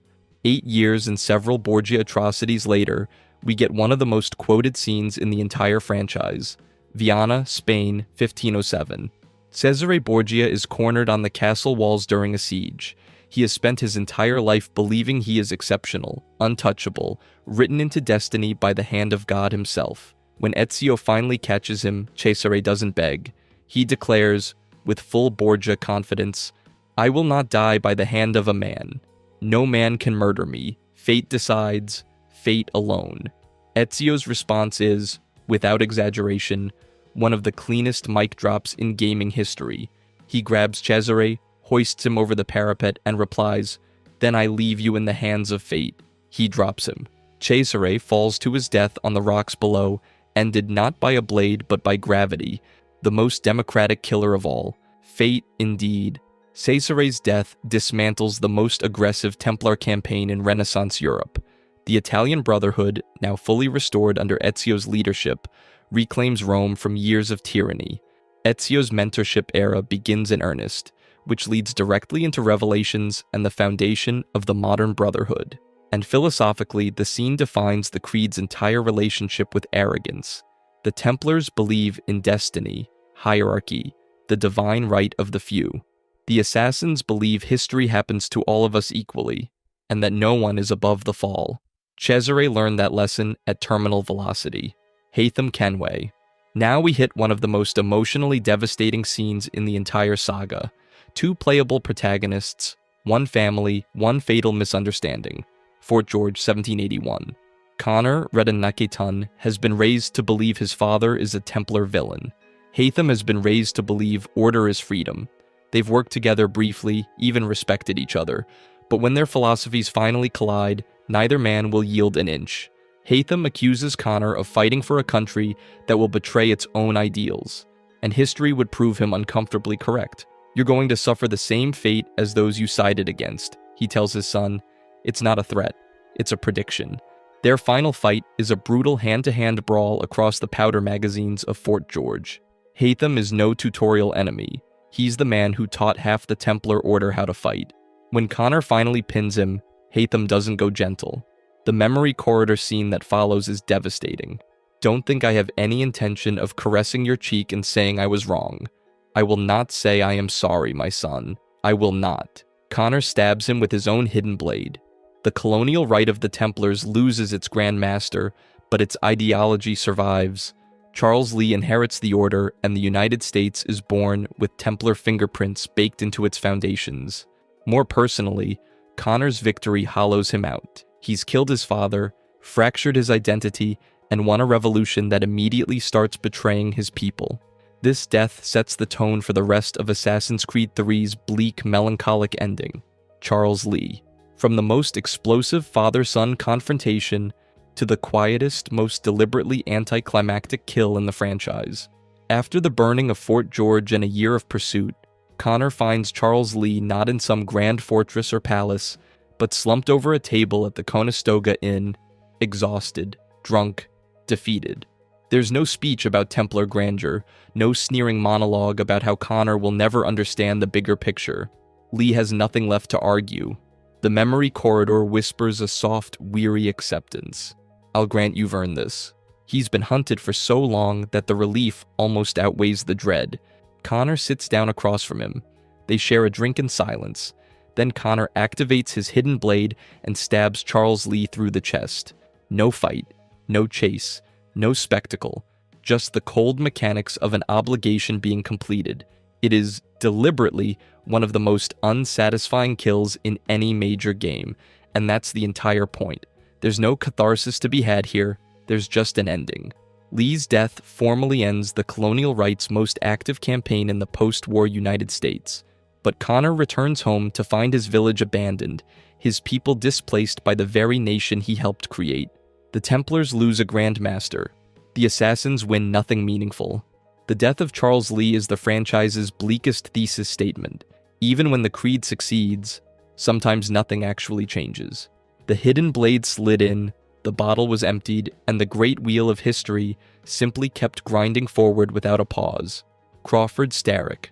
From a silent tavern in the woods to a royal ball at Buckingham Palace, we jump forward to Victorian London and the most theatrically capitalist villain in the franchise. Buckingham Palace, 1868. Crawford Starrick has spent the entire game weaving himself into every artery of London's industrial economy.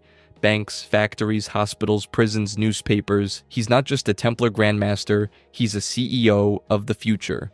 At the royal ball, with the Shroud of Eden in his possession and the British elite at his fingertips, he delivers a sermon about the city he built. London, be proud of what we have built. It is mine. It is mine. He believes the Templars don't need to rule from the shadows anymore. They should rule from boardrooms. Jacob and Evie Fry, twins, partners, opposites, corner Starrick during the ball. The Shroud of Eden makes him nearly impossible to put down, healing every wound the moment it's inflicted. The fight becomes an endurance war. Chip damage faster than the Shroud can mend it. Eventually, the twins overwhelm him together. and the Shroud's power fails when its host's will finally breaks under sustained Fry twin pressure. London is freed from a Templar stranglehold on its industrial machinery, and the British Brotherhood is reborn for the modern age. The Shroud of Eden falls into assassin hands, briefly, but Starrick's vision didn't really die with him. The blueprint he drew for corporate Templar fusion becomes the template for Abstergo Industries a century later. Every modern-day Templar boardroom owes its existence to the architecture Starrick designed in a top hat and waistcoat. He lost the battle. His business model won the war. François Thomas Germain. Stepping briefly backward in release order but forward in dramatic stakes, we land in revolutionary Paris. The Temple, 1794. François Thomas Germain is no ordinary Templar Grandmaster. He is a sage, a reincarnation of the Isu Aita, and he believes the French Revolution is his masterpiece. In his confrontation with Arnaud Dorian, he reveals the Templars' true long game. Chaos is not the enemy of order, it's the forge. Revolutions burn down the old structures so the Templars can rebuild them stronger, leaner, more centralized. The Reign of Terror, his doing. The guillotines, tools. The Order's victory is now assured, he tells Arnaud. A new world has begun. Their final battle takes place deep beneath the temple in a chamber lit by Isu artifacts. Germain channels Piece of Eden energy, hurling blasts of light at Arnaud across the room and hall. The fight is more mystical than physical, a duel between two men touched by ancient powers. Arnaud eventually breaks through Germain's defenses and lands the killing blow with the hidden blade. In death, Germain sees Jacques de Molay, the original Templar martyr, burned in 1314, and he smiles. Germain's death doesn't undo the revolution, it confirms it. The modern Templar Order, as we recognize it today, is essentially his architectural achievement. Industrialists, bankers, technocrats, all heirs to the post-revolutionary infrastructure he engineered. Arnaud wins the duel and loses the war. By the time we reach the present day of the franchise, the world Germain envisioned has more or less been built around us. Few villain deaths in any franchise come with that level of post-mortem victory baked in. Laureano de Torres y Ayala. Back to the Caribbean and the most pirate-flavored Templar takedown in the entire saga. Long Bay, Jamaica, 1722. Laureano de Torres y Ayala has spent the entire game chasing the Observatory, an Isu device that can spy on anyone on Earth through a single vial of their blood. He's the governor of Havana, the Grand Master of the West Indies Rite, and the most polished antagonist in Black Flag. His philosophy is clean and chilling. Piracy, freedom, lawlessness.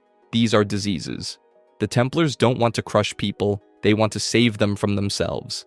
Edward Kenway, a pirate turned reluctant assassin, embodies absolutely everything Torres wants to eradicate from the world. At the observatory itself, surrounded by Templar elites and ancient precursor technology, Torres finally faces Edward in a corridor lit by Isu light. The fight isn't long. Torres is no warrior, he's a strategist, but it's the symbolism that lands hard. Edward, the pirate who spent 4 games becoming an assassin, kills the man who represents the death of his way of life. The hidden blade goes in, and Torres dies surprised, genuinely surprised, that the universe allowed a man like Edward to defeat a man like him. The observatory is secured and hidden away from the Templar Order for centuries.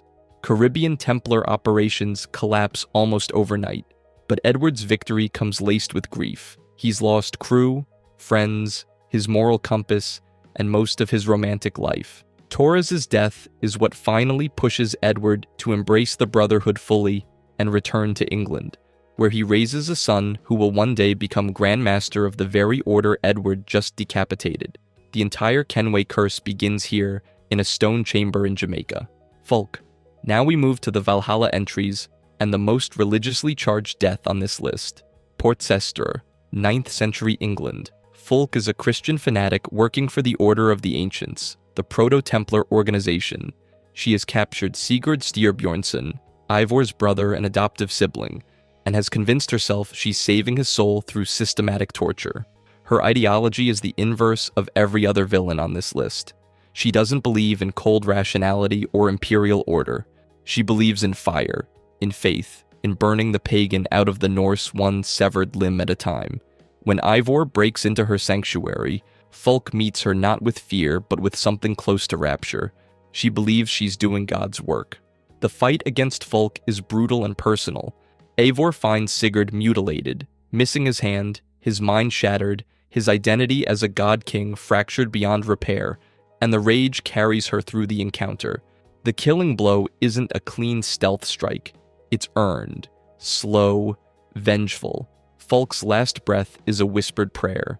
Eivor's response is the hidden blade. Fulk's death doesn't end the Order of the Ancients in England. It accelerates the war between them and the Hidden Ones across the entire Isle. More importantly, it permanently fractures Sigurd. He's lost his hand, his belief in his own godhood is shaken, and the relationship between him and Eivor will never fully heal. Fulk wins something in death that she couldn't win in life. She breaks the Raven clan's foundation from the inside out. Sometimes a villain's most devastating victory comes after the credits roll on their boss fight, Basim ibn Ishaq. Here's where things get weird, and mythological, and honestly kind of brilliant. The Yggdrasil chamber deep beneath modern Norway.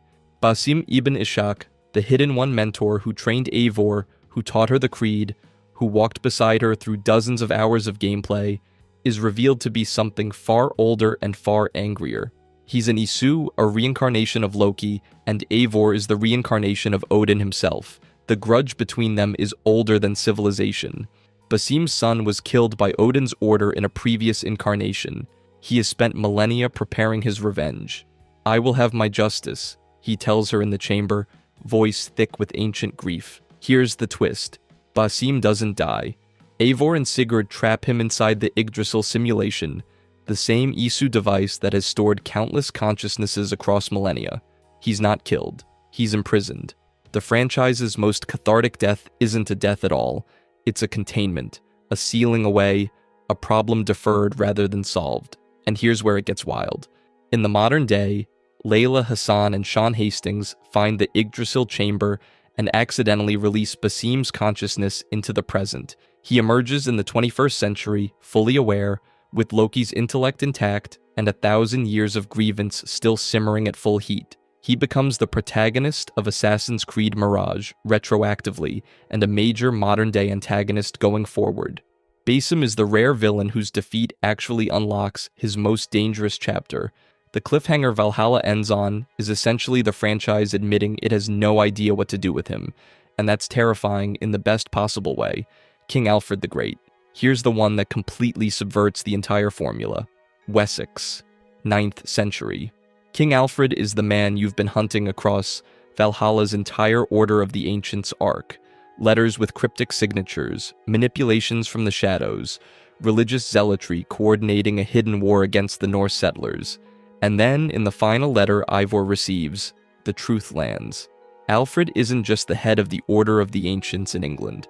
He's also the secret founder of the Poor Fellow Soldiers of Christ, the early Proto-Templar Order. His entire campaign has been a self-undermining masterstroke. He's been dismantling the corrupt, pagan-rooted Order of the Ancients from within so he can replace it with something he believes is purer, holier, more disciplined. Now, if you're thinking on how he's assassinated, he isn't. This is the twist. Eivor doesn't kill Alfred. The two of them meet in the closing moments of the arc, and Alfred essentially confesses everything. He's choosing to abdicate his identity, to fake his own death, to become a ghost, and let his ideological successors carry his work forward into the centuries to come. Eivor lets him walk. It's one of the franchise's most quietly subversive endings, and it lands because it refuses the easy catharsis. Alfred's death isn't a death, it's a regeneration. The Templar Order, as we know it across the entire franchise, is essentially his philosophical great-grandchild.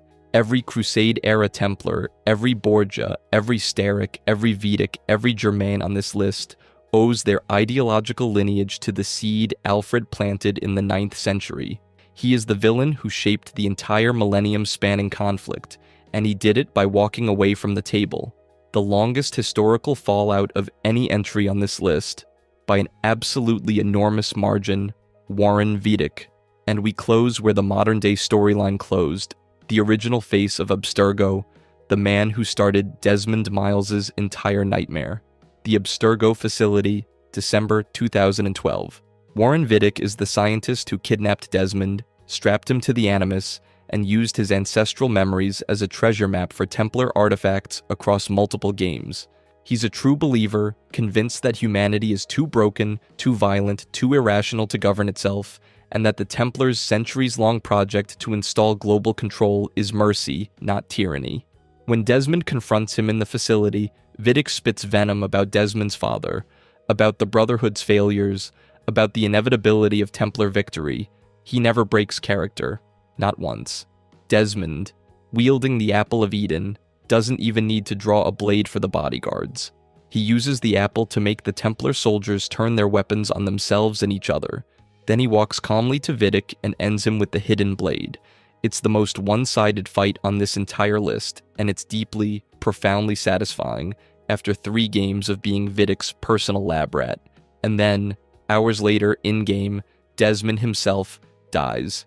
He uses the eye to repel a solar flare and save the world, sacrificing his consciousness in the process. So Vidic's death is the final meaningful Brotherhood victory of the entire Desmond era, and the franchise immediately loses its modern-day protagonist as a direct consequence of the events Vidic set in motion. Abstergo regroups, restructures, and eventually launches the Helix Project, the corporate version of the Animus that drives every modern-day storyline since. Vidic dies, his machine wins, the Templars learn the lesson their forerunners couldn't. Lose the man, keep the system, and you've actually won. If you enjoyed this video and want to see more, click the video on the screen now.